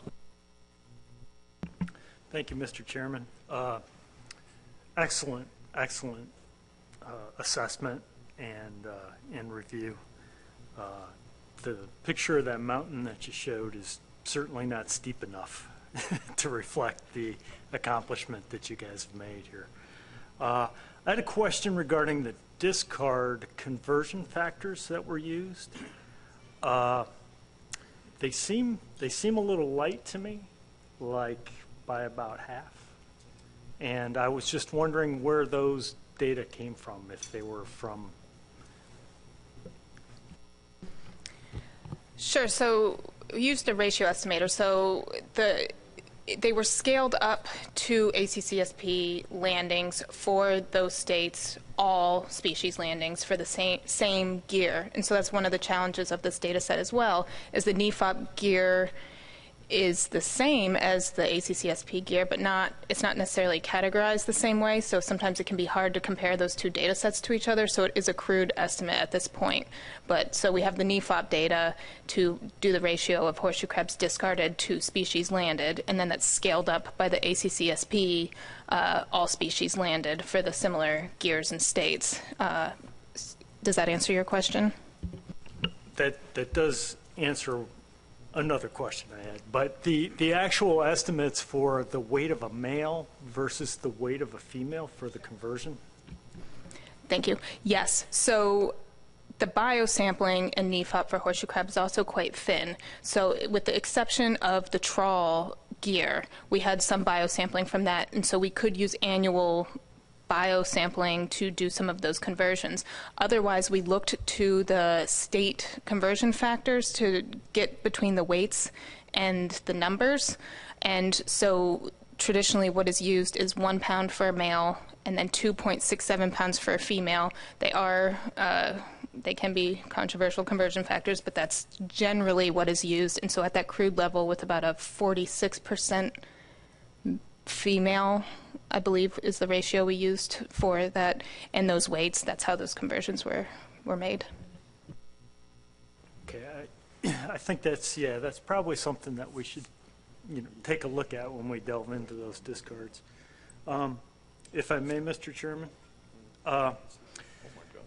the use of the Delaware Bay spawning survey, I'm kind of curious as to why it was not used as an index of relative abundance. I understand in our model the sex ratio data is used, but I wonder if you could speak to that. Yes, Stu.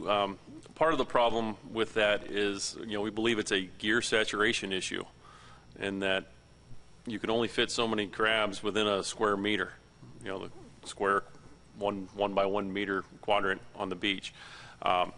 So it doesn't show the same sorts of trends as some of the trawl surveys are showing, because you fill up that quadrat, and that's all the more crabs that you can get, fit in that space.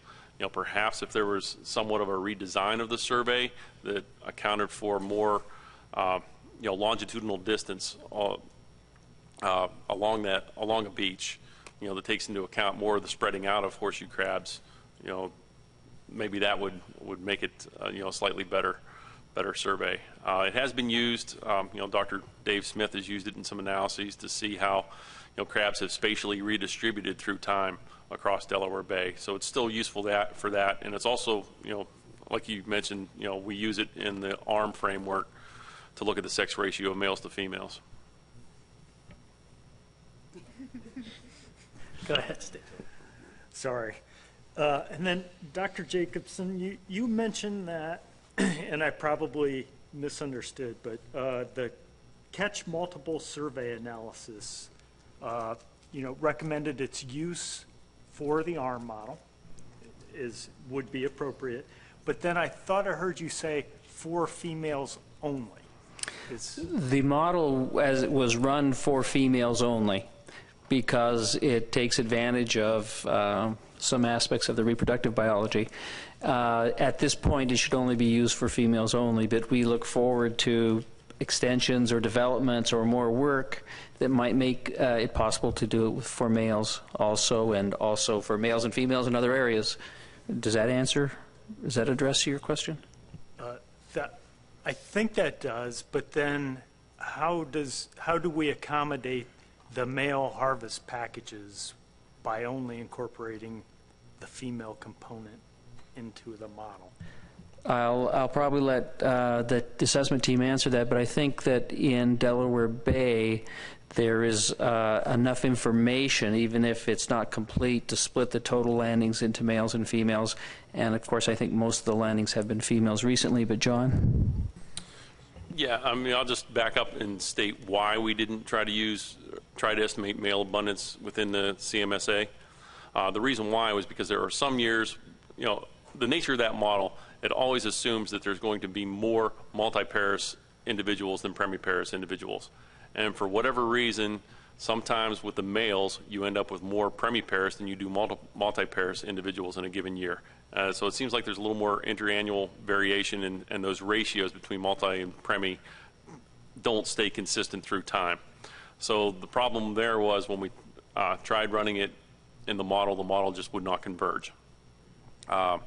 So to the second point then, what do we use in the ARM model for males? That's obviously something we'd have to discuss within the ARM subgroup. Just off the top of my head right now, we could, if we're getting an estimate of females that we're confident in, from the trawl survey itself, we have the ratio of total males to females. We could apply a sex ratio to that, or get the sex ratio from the trawl and apply that to the female estimates of abundance, and then use that as our estimate of male abundance, for input to the ARM. That's one quick possibility off the top of my head. Stu, you good? Bob Ballou. Thank you, Mr. Chair. I'm interested in the blending of the Massachusetts and Rhode Island surveys into a single regional index, and because the Mass survey was trending up or is trending up, and the Rhode Island is trending down, they sort of cancel each other out, and you end up with a neutral status. And then juxtaposed with the New York situation, where they're all trending down and showing up as bright red. As a Rhode Islander, I'm not sure if that leaves me feeling lukewarm or lukecold. I mean, we're sort of, so I'm wondering whether there was any thought given to differentiating, Rhode Island as a standalone. The survey that Rhode Island conducts appears to have, warranted its inclusion as a contributor to the assessment. But again, because we were blended together with Massachusetts, it puts us in this kind of interesting juxtaposition between a trending up status to our east and a trending down status to our west, and a Rhode Island survey that's trending down. And I'm wondering if you could speak to that issue a little bit. Thank you. Yeah, we definitely thought a lot about Rhode Island. Which region should it be in? Should it be lumped in with New York? Should it be, in with Massachusetts and the rest of New England or the Northeast?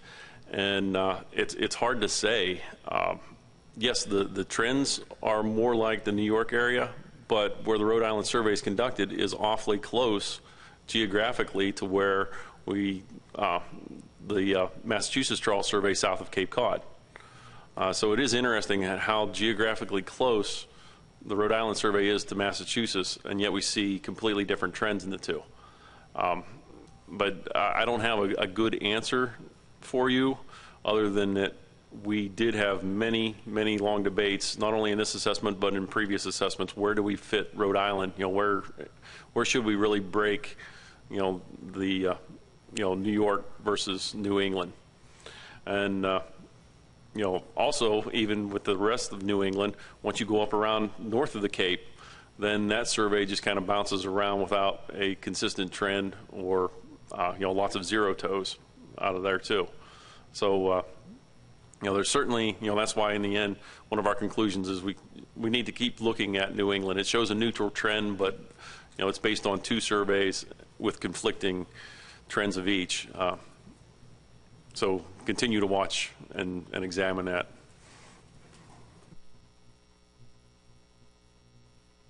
Mike Millard. Thank you, Mr. Chair, for a second go-around. Dr. Jacobson, it occurs to me that the development of reference points outside of the assessment model framework is not without precedent, yet you said several times it's a bad idea. Is there something about the horseshoe crab in particular that makes it a bad idea, or is it just, in your opinion, a bad idea across the board? It's viewed, I think the technical consensus is that it's a bad idea across the board. And some of the reasons stem from experience with real uncertain assessments where you're pretty sure of the trend, but the biomass may be 100 or 200. off by a big amount between models. The difference between two models may be substantial and unexplainable, even though they show the same trends. So if you were to take a reference point from one and compare it to the, say, a biomass estimate from another, the difference, the ratio, may be due more to different assumptions in the model than to the real status of the stock. When you take the reference point and the status measure from the same model, you take any relative bias in the two, and it's the same on both sides. So if one is high by 50%, the other one's high by 50%. When you divide them, take the ratio, you've got the status measure, the biomass on the top, and the reference point on the bottom. The 50% biases cancel out. If you have two models, one of them may be high by 50%, the other may be low by 50%. Depending on which one you take the reference from, point one, and which one you take the biomass from, you'll come out with a number that's off by a factor of 2 or 50%, depending on which way you flip them. It's just, from a technical point of view, in general, in a consensus technical point of view, I think, viewed as not a great idea. But we tried to be responsive, and we tried to be as helpful as we could, and we think that there was real information in John's theoretical model, and the theoretical information is that the FMSY is probably lower than 0.1.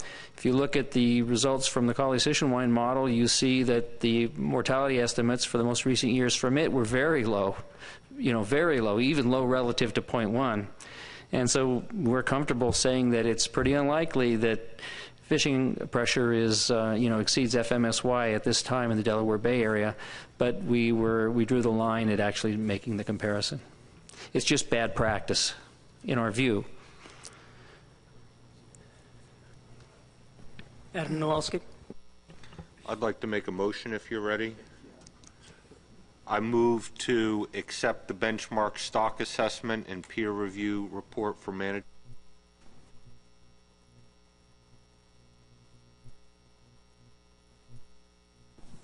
And we have a whole bunch of seconds.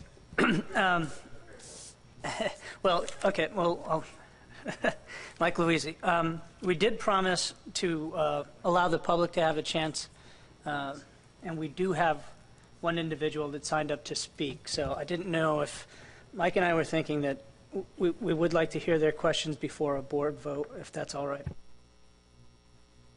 you want me to go ahead and make the comments now? Yeah, so we have one. So, yeah. Brett Hoffmeister, if you can come up, we have a public mic at the end of the table here, and hopefully I got your name right, but if you could restate your name and affiliation. Yes, indeed, you did get my name right. Thank you. Not easy to do. Thank you for the opportunity to speak. This is a great opportunity. And as we said, my name is Brett Hoffmeister. I'm the LAL manager at Associates of Cape Cod. I also am vice chair of the Horseshoe Crab Advisory Committee. Two roles I take very seriously. And I got a couple of comments today regarding the assessment and some of the assessment process. First off, I would like to say that I've had the opportunity to be in attendance for some of the meetings, and it was really something to watch.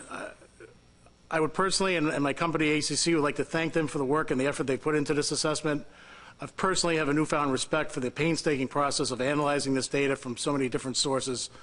This was by no means an easy task, and it was a privilege to watch these ladies and gentlemen work. The team did so thoughtfully, skillfully, and professionally. I'd also like to thank the team for their efforts in maintaining our privacy in matters protected by confidentiality laws. It was very clear to me that this was a priority for the team, and ACC recognizes that this made their job tougher, or made a tough job tougher, and we sincerely appreciate those efforts. That said, I did pore over the draft assessment, and I do take issue with one certain aspect of the assessment, and if you allow me a few minutes to describe that, I will make it quick. ACC has a 45-year history of conservation efforts that began with a catch and release model, size limits. We've worked with the state to prohibit bait fishing in some abatements. We participate in the rent-a-crab program, utilizing the resource efficiently, and most recently instituted a project that uses in vitro fertilization to restock the wild population. Takeaway from that is that our company does care and always has cared and always will care for these horseshoe crabs. This is a resource that we depend on for our business. It's for that reason we were distressed to see the inclusion, and we didn't talk about it here today, but section 4.2.2, there's a section called sublethal effects of biomedical bleeding. In this section, they specifically reference two papers, the Anderson paper and the Owings paper from 2013 and 2017, respectively, coming from the University of New Hampshire. I'm familiar with these papers. I've read them, and I went over them again as part of this comment section, and I'd like to make it abundantly clear to everybody in this room that the processes described in these papers does not reflect our longstanding industry practices, as they repeatedly claim to do. For the benefit of those who haven't read these papers, please allow me to read from them. This is from the Owings paper. The bleeding process, replicating industry standard processes, took a total of 3 days. So from the get-go, they're inaccurate. The 60-gallon barrels of the treatment animals were placed outside in direct sunlight for 4 hours or next to a space heater in the greenhouse, depending on the temperature of ambient sunlight during the selected day, to replicate the duration of time spent on the deck of a boat prior to transport to biomedical facilities. The average temperature the crabs experienced during this time was 32 degrees Celsius plus or minus 2.7 degrees. For the benefit of those here, that's about 90 degrees Fahrenheit. After the first 4 hours, the barrels were placed in the back of a car and driven around for an additional 4 hours to simulate time spent in a truck traveling to the bleeding facility. Temperature here was about 23.2 plus or minus 1.7 degrees Celsius. And that's about 75 degrees Fahrenheit. After these 4 hours, the barrels were placed indoors for another 16 hours to simulate the time spent overnight in a bleeding facility. These are held at about 70 degrees Fahrenheit. After the 16-hour sitting time, hemolymph was extracted as below. They go into a description of how that process was done. And then they go on to say that the bled animals remained in their barrels overnight for another 24 hours to replicate a second night at the bleeding facility, again at 70 degrees Fahrenheit. Then the barrels are placed in the back of a car for 4 hours to simulate transportation back to the dock, where they would eventually be loaded on vessels and returned to the capture location. The fact of the matter is that before Ms. Owings even began her bleeding process, ACC would have taken crabs from the supplier, bled them, and returned them to their natural surroundings. This was before she even got started. Whereas she still had, in comparison, the crabs that were enduring the process and enduring the conditions that they cite here had another 36 hours to go. So claiming that these processes industry standards is simply wrong. And much can be said about the Watson paper. Much the same can be said about the Watson paper. Associates of Cape Cod is well aware of the relationship between hypoxia, hemocyanin levels, and stress on the animal's well-being, and we have been for decades. The fact that exposing these crabs to inhumane conditions that might result in high mortality and altered behavior should not be a surprise to anybody in this room. I think we all can acknowledge that. I understand the author's good intentions, but claiming that the treatment in these studies is accurate and mimics those of our long-standing practices is wrong. It's disappointing that the FSC is giving credibility to that claim by publishing the results and the conclusion from these experiments as representative in this industry in both this assessment and back in the September issue of the Fisheries Focus. What can be and should be acknowledged is that the good results come from good treatment. This is something that we've known for decades. This is something my colleagues in the biomedical industry have known, and this is something that this commission knows and documented in the 2011 best practices. Every paper reviewed by the Stock Assessment Subcommittee has demonstrated similar results with crabs that are treated well, and often those numbers are overlooked. Focusing on the results of extreme and poor handling condition only misinforms, and that is not the purpose of this commission.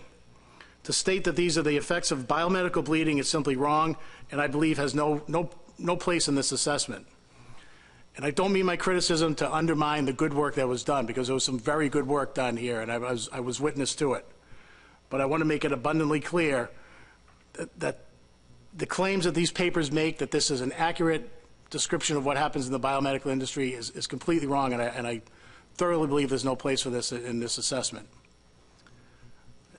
And just to finalize, again, I do want to thank you for the good work that was done by the subcommittee. I have to give a nod to the Massachusetts DMF, who I think is doing an excellent job maintaining and managing the horseshoe crab fishery. We've seen the benefit of some of their management actions, and I'd like to thank you all for taking my comments today. Thank you. And I wanted the board to have a chance to hear any public comments or questions for either the peer review or the stock assessment folks. So we do have a motion on the floor that has been seconded. Okay. Adam Nowalski. Well, I hate to belabor it, but those are some pretty strong comments. Is there any response from staff with regards to this? Because unless there's something otherwise, I'm inclined to, with the consent of this body, modify that motion to remove 4.2.2. I can respond to that a little bit, just to back up a couple steps with how we approach this biomedical issue for the stock assessment. And all of those studies we looked at, we did partition those studies out by region and had a representative from the SAS evaluate each of those studies by region, and that's what's as part of the appendices in the report. And they all concluded that for the most part, many of those studies are not in line with practices that they're aware of in their respective regions, and that is reflected in the appendices of the stock assessment. Additionally, we had a TOR to evaluate sublethal effects of biomedical bleeding, and those were the only two studies we're aware of. I'm not pushing back on you. I'm happy to remove it if that's the will of the board, but it was one of our TORs, and so we were only limited in our capacity of those two papers to address that TOR that was assigned to us. Certainly, I don't think that section says that we believe that's how biomedical is operating. Those are just the two studies that have evaluated sublethal effects of bleeding, not necessarily the practices of the facilities. Dan. The question that comes to mind is, it cited a master's thesis. Was that master's thesis work published in a peer-reviewed journal? I don't think we have the answer, Dan. So, consistent with Adam's comment, is it possible to remove that reference if it wasn't published in a journal? Yes. Yeah. We can remove that study if that addresses your comments, Adam. How about the Anderson study, though? Brett, do you have a comment on the Anderson study? Only to say that, similar conditions. I mean, in the Anderson study, these crabs were put on, I guess, the aquatic equivalent of a hamster wheel.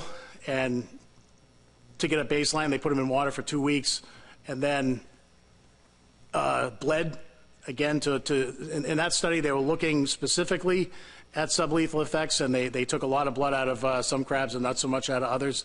The groups that didn't get a lot of blood taken out of them fared pretty well, and I think that during the mortality studies, that was evidence in these studies. But similarly, these crabs were exposed to conditions that were not even close to what we do. And I don't know how else to say that. These are extreme conditions, and it's bothersome that they claim that this is the biomedical procedure when it is not. If they want to claim that this is what they did, that's fine. That's what they did. It's not what we do, and I think that needs to be acknowledged somewhere. We also have another member of the public that would like to speak. I'm assuming it's to this issue. Yes, sir.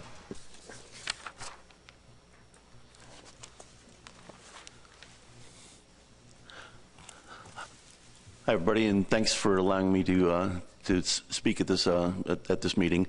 My name is Alan Bergenson. I am the chair of the advisory panel for the horseshoe crabs, and I can echo pretty much everything that Brett said. Now, several years ago, when there was first an excursion of the threshold, we all got together at ASMSC headquarters, all the manufacturers and our state representatives, to come up with best management practices. We all developed them, we all agreed to them, and we all practiced them.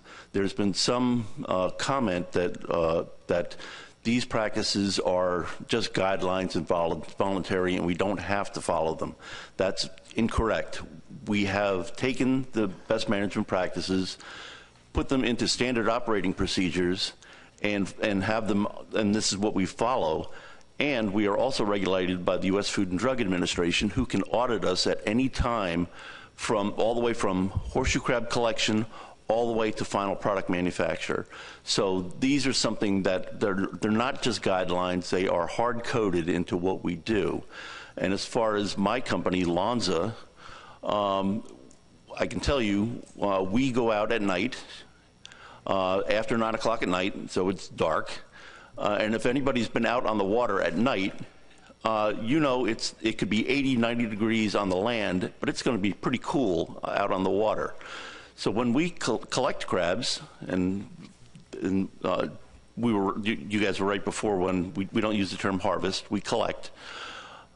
Those horseshoe crabs are collected, and they're put into insulated totes, and then they're brought back to shore and put into a air-conditioned vehicle. They are then that same night brought to our bleeding facility, put into an air-conditioned facility, and we try to approximate air temperature. So then they're brought into the bleeding facility, which is kept at about 65 degrees F, because all of our bleeders are wearing Tyvek suits, and if you've ever worn a Tyvek suit, you know how hot you get. So they are, after they're bled, they are put back into the toter, and they are put back into our bins, which are then returned with the next trip out. So our total time out of water is less than 24 hours. So all of those articles that say that they reflect what we do, they're wrong. And unfortunately, a lot of those articles are the data that is used to determine our mortality rate. Of course, if you take all those papers all along, you're going to come to 15%, but none of those papers follow our practices. And those practices have been audited by all the companies here, as well as our DNR representatives who go out with the fishermen to see what happens when they collect the crabs. And the FDA has seen what we do. So our mortality, we've been arguing this for years and years, but we don't even agree with the 15%. It's much lower. And that's pretty much it. So thank you. Thank you. And Adam, I'll, before I turn this back over to you, you know, one thought that was expressed here is that removal of this entire section from the document may not lay out that this was at least looked at, whether or not there's, you know, so go ahead. So my proposed way forward to that, Mr. Chairman, is I'd like to see all references to the Owings thesis removed from the document, leave 4.2.2 in with the first paragraph, but add a sentence or a paragraph that notes that the study protocols referenced are different than industry best practices. That would be my proposed way forward. And I'll look to the seconder of the motion. I will agree with my colleague from New Jersey if it helps things move along here. Thank you.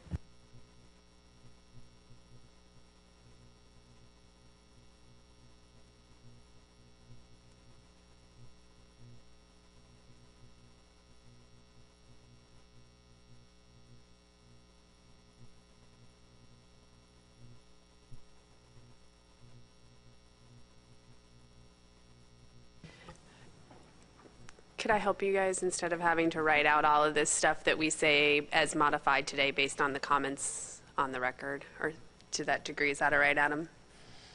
All right. Seeing nods, but we also have a hand. Robert Boyles. Parliamentary inquiry, Mr. Chairman. I mean, I understand what we're trying to do, and I appreciate the comments from industry. We're editing a stock assessment and a peer review with this motion, correct? Is that the net effect of what we're doing? If that's the case, I'm a little uncomfortable with that. Yes, the answer is, since this is the approval of the peer review and the assessment document, that we're talking about an edit to the assessment document.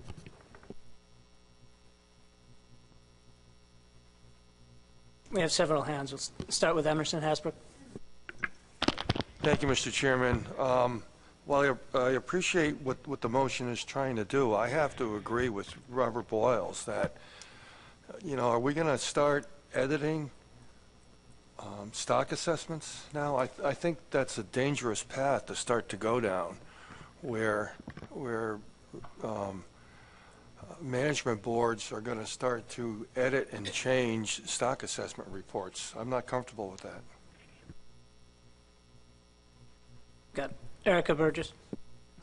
Thank you, Mr. Chair. I would vote against this motion based on the fact that I do not feel it's the responsibility of the board to edit peer-reviewed stock assessments that come before it.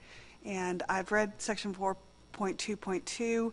I understand the speakers and the AP members' concern about the findings of this research. However, I find nothing inflammatory in that section. And I appreciate staff's clarification that the stock assessment subcommittee or committee looked at biomedical mortality at an individual stock level basis and addressed that specifically in the appendices, and that satisfies my concerns.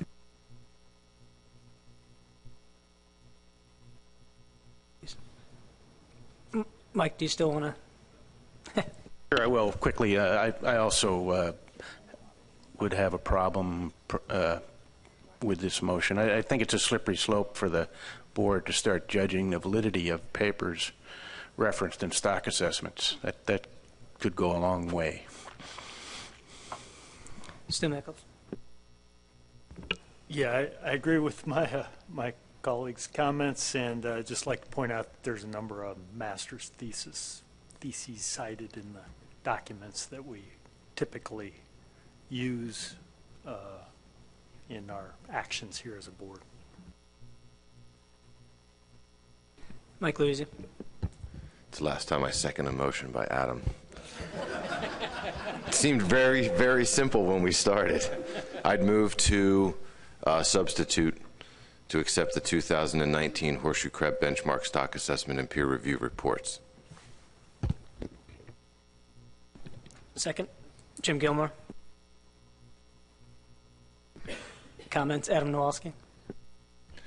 So is there an alternative here whereby there's some action we could take that this could be looked at again by the SAS and or peer review and bring it back to us modified, so we're not modifying anything, they're modifying it and giving it back to us? Is there some pathway for that?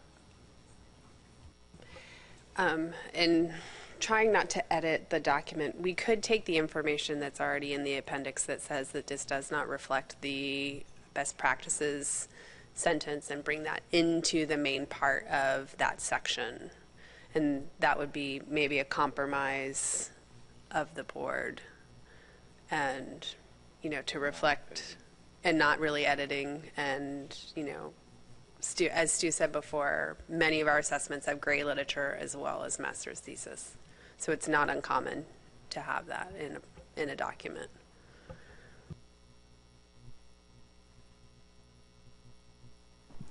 Robert Boyles. Thank you, Mr. Chairman. I'd suggest for the board's benefit that we've noted the public comment, we've noted the concerns that have been expressed. We've had rather extensive discussion about this now. I think that's on the record, and we can move on. Thank you. Well, before we do, I'll have to point out that I did need to bring in another doctor. So we got that far. Dan. I really like Tony's suggestion that if we could bring a statement from another part of the document and embed it into that section that reflects something that's already in the document, at least the reader is going to be left with a more accurate depiction of these studies. So is there something, Mike, that you could amend your motion to endorse Tony's suggestion? Tony?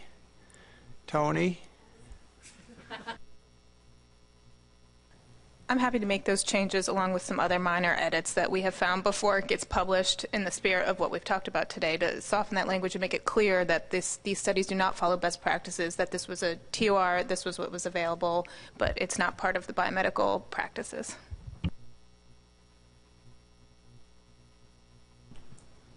I'm going to agree with Robert that we've had a healthy discussion on this, so I'm going to ask if with the motion and second that we have right now, if there's any objection to this motion.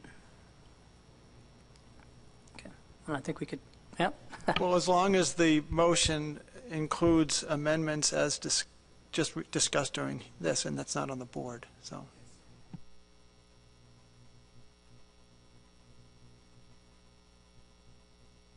I think it's on the record. Unless you need us to change the motion, we will make those changes. I trust the staff.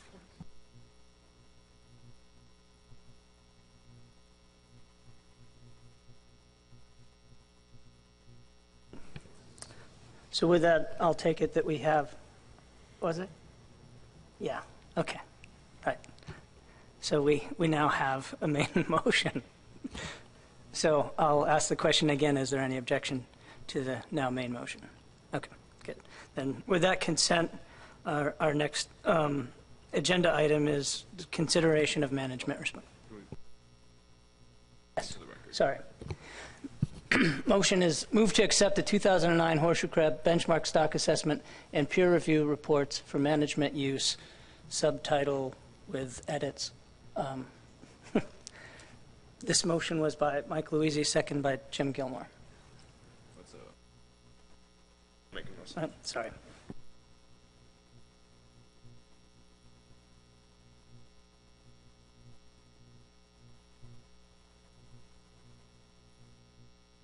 Okay, so with that, I'm going to turn it over to Mike, and he'll give a presentation, and then we will open it up for consideration of management response. Thank you, Mr. Chair. Given the time that we're at, I'll try to keep this as brief as possible. I wanted to lay out for the board some of the recommendations from the assessment that could lead to a management response, as well as some of the previous discussions or actions that have been postponed until after the assessment. Specific actions or motions don't necessarily need to be made today, but if any of these or other items want to be taken up or further discussed and require staff or committee work, board direction on what tasks need to be completed would be helpful for doing that. So first, I'll highlight two of the assessment's conclusions that have management implications. Throughout the presentation, what would be necessary to initiate any of these responses is shown in bold. The assessment review indicates that the catch multiple survey analysis population estimates are the most accurate estimates of abundance to use as an input for the ARM in Delaware Bay. The only thing that would be required to start using these population estimates in the ARM model would be board guidance to do so. It doesn't change anything inherent of the model as written in Addendum 7, so we would just need that board guidance. Next, the assessment concluded that the New York region, which includes New York and Connecticut, has a poor status due to continued declining trends in abundance indices for that region. Whether and what type of work would be necessary to respond to this recommendation would really depend on how the board wants to respond. It may need a management document, it may need state action. It really depends on some discussion that may occur today. Now moving on to some of the previous actions and discussions that have been delayed. First of all, draft addendum 8 that was proposed and eventually postponed in October of 2016. That was initiated to address incorporation of biomedical mortality in the ARM model, as well as bait harvest packages that would allow for female harvest in the Delaware Bay. This obviously is an addendum, as would be required to carry this out. This will need to be taken up, not necessarily in this meeting, but at some point, because it was postponed until after the assessment, and we are now after the assessment. The biomedical mortality incorporation options that were involved here we had two different options, one of which could actually be done without an addendum if the biomedical mortality was incorporated as an additional source of mortality within the ARM model, and the harvest packages were maintained.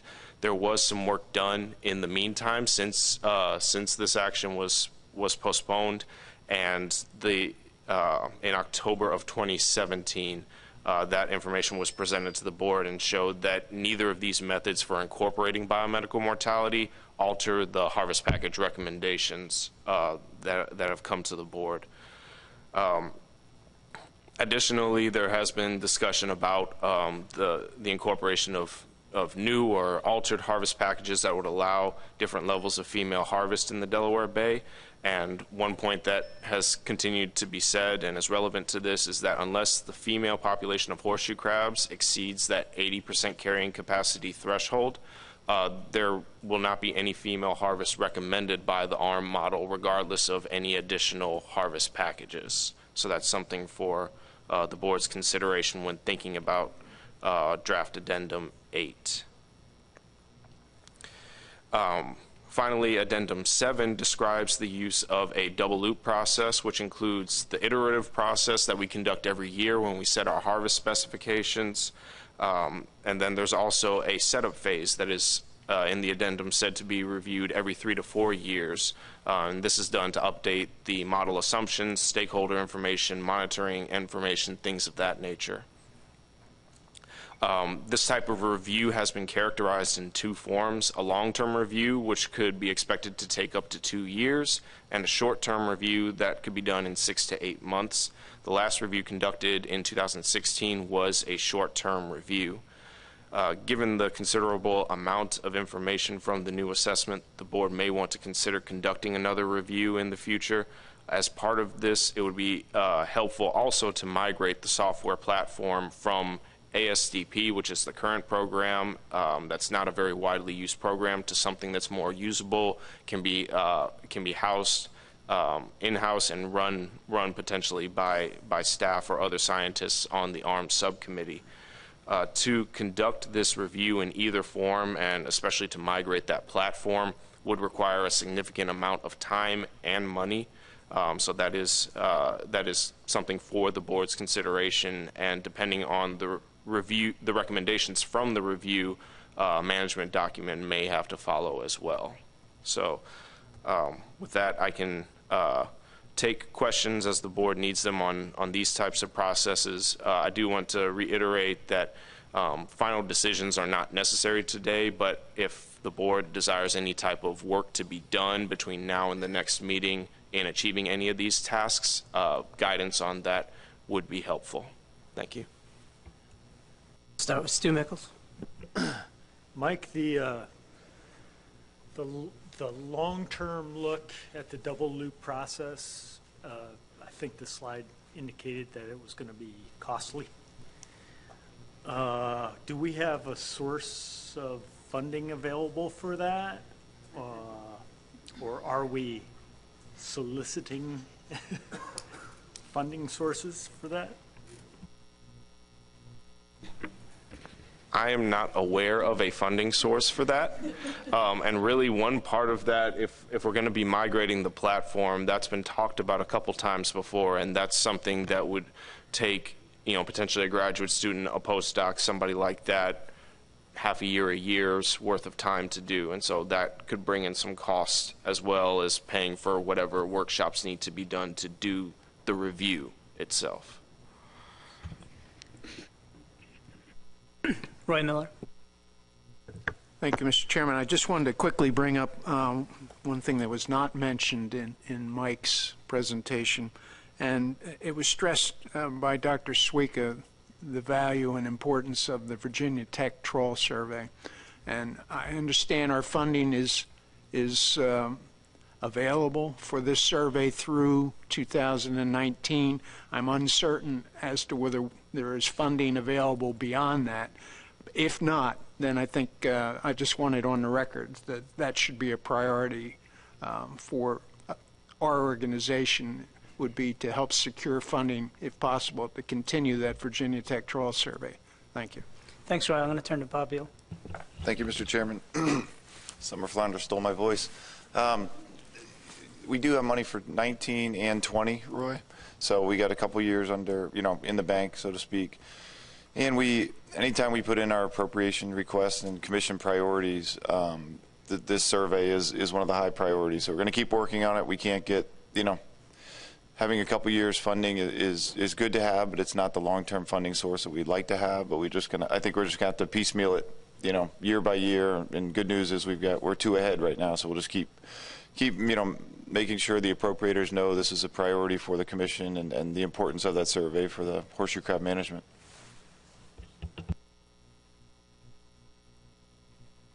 Yep, go ahead, Jim. I'm not sure if this is a charge to look at yet, but let me lay it out, and then maybe we'll see if there's some work that we can do. And it's getting back to my question about the reasons for the decline in New York. So,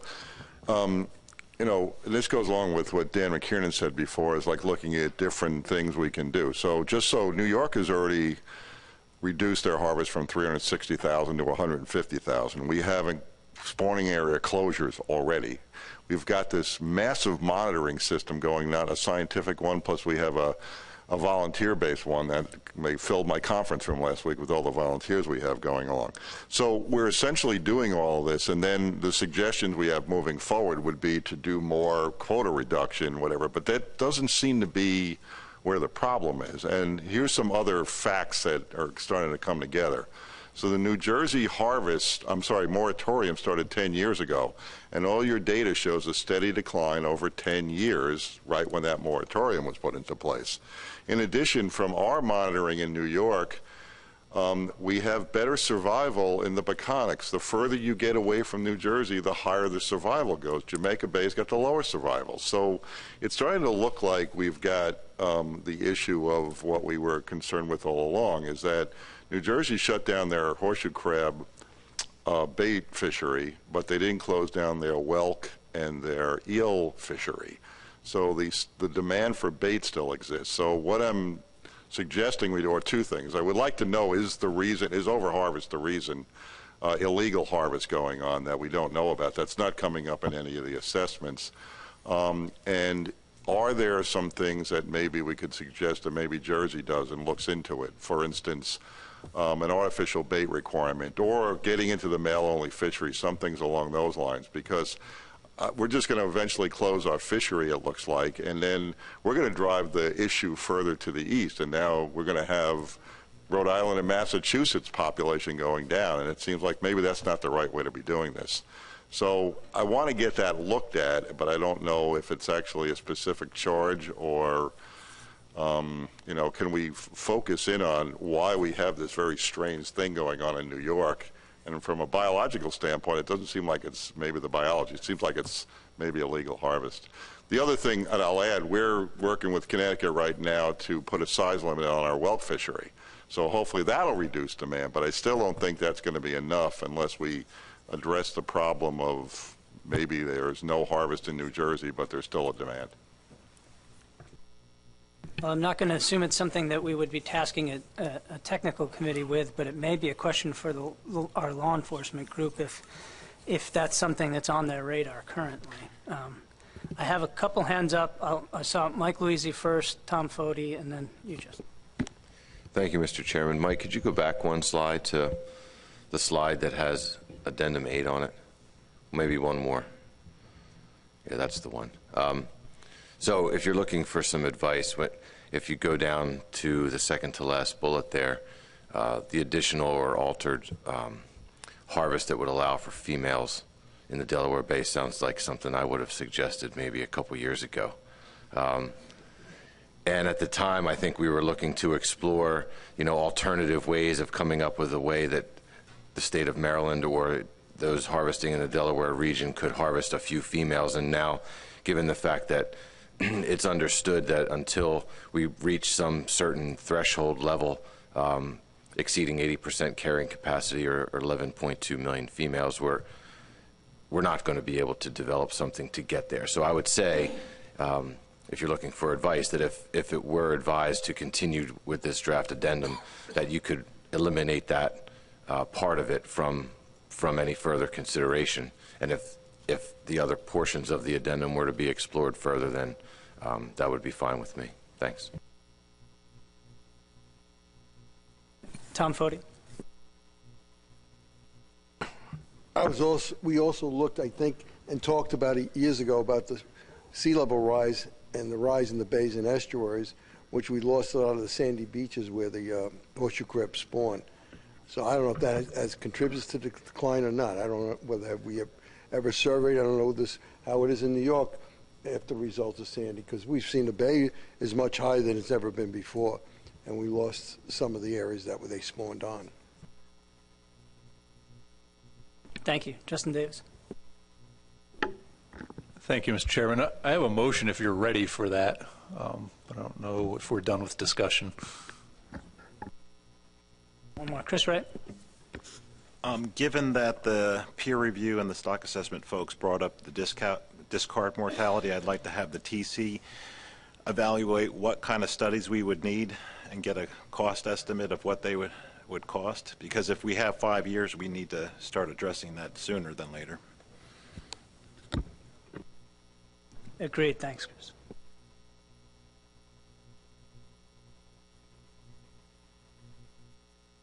Okay, if no others, I'll turn it back to Justin. Thank you, Mr. Chairman. I move we postpone consideration of management response to the 2019 horseshoe crab benchmark stock assessment until the August 2019 ASMFC meeting.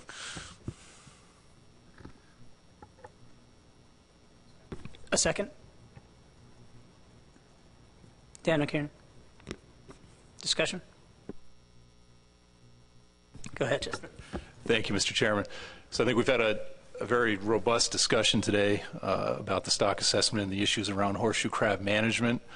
I think the hour is getting kind of late, and I want to echo some of the comments made by Jim Gilmore when it comes to the New York region and Connecticut.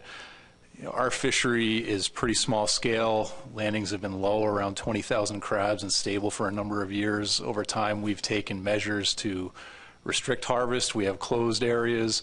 So I sort of feel the same way that while I'm concerned about the results that came out of the stock assessment, I don't feel that further harvest restriction is necessarily the path forward, and I'm interested in taking a really broad look at all the factors that might be affecting horseshoe crab abundance in the New York region. So I feel like, at least from my standpoint, I would benefit from an opportunity to have some more discussions with my partners in the region about what we might want to task the technical committee or the PDT with investigating for a potential management document. So I just sort of feel like, at least from the standpoint of the New York region, from Connecticut, I'm not ready today to lay out all the things we might want to have in a draft management document. So that was my reason for asking for postponing. Sounds fair. Any additional comments? Stu? Just a clarification, perhaps.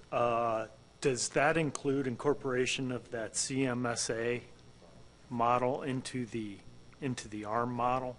Would you include that, or can we make a recommendation for the committee to pursue that?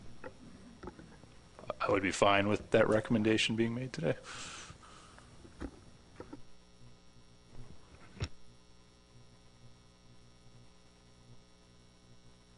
Right, that we won't need a motion specifically for that. So, Maureen Davidson.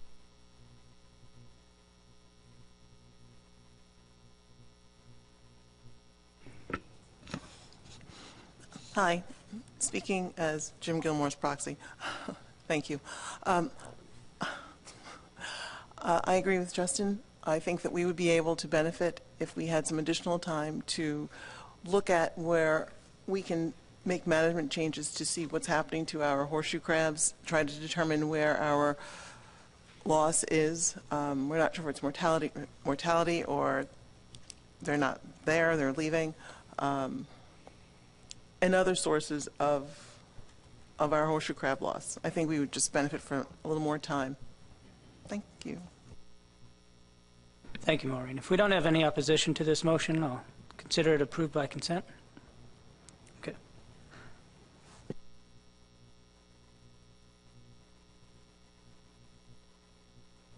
And also making note that there were no objections to including the catch survey estimates. Thank you. So. Last item on the agenda is to review and populate the advisory panel membership. But before we do that, I'd like to recognize a long-standing member who's stepping down, Dr. Jim Cooper, who also wanted to provide some comments to us. So first I'll turn it over to Bob Beal for recognition, and then over to Robert Boyles to provide Dr. Cooper's comments to us. Great. Thank you, Mr. Chairman. Yeah, just very briefly, I wish Jim Cooper was here, but he couldn't make it today.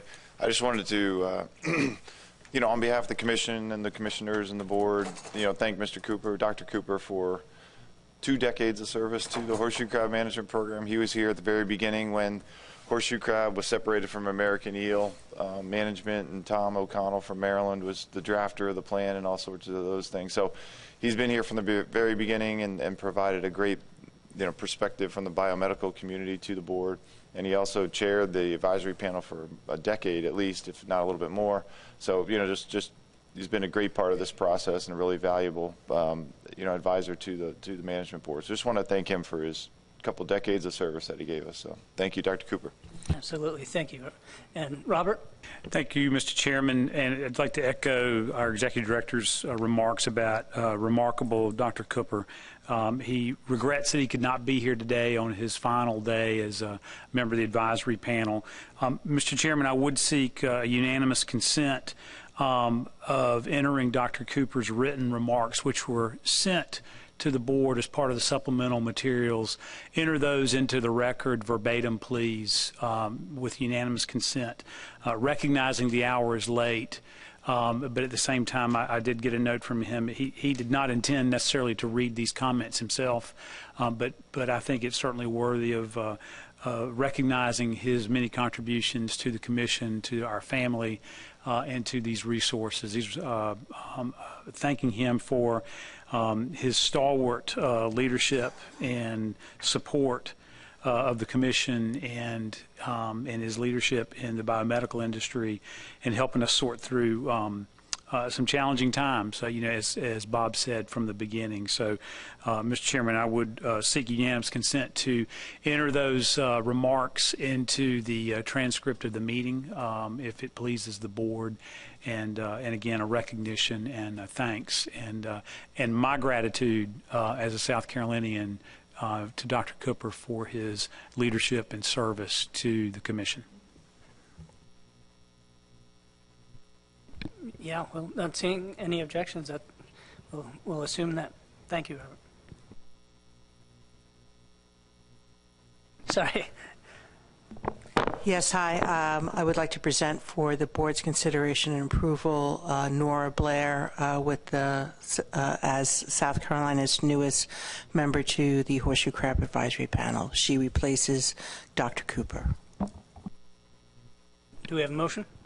Robert? Yes, sir. Thank you, Mr. Chairman. I move to approve the nomination for Nora Blair to the Horseshoe Crab Advisory Panel. Second by Jim Gilmore. Any objections?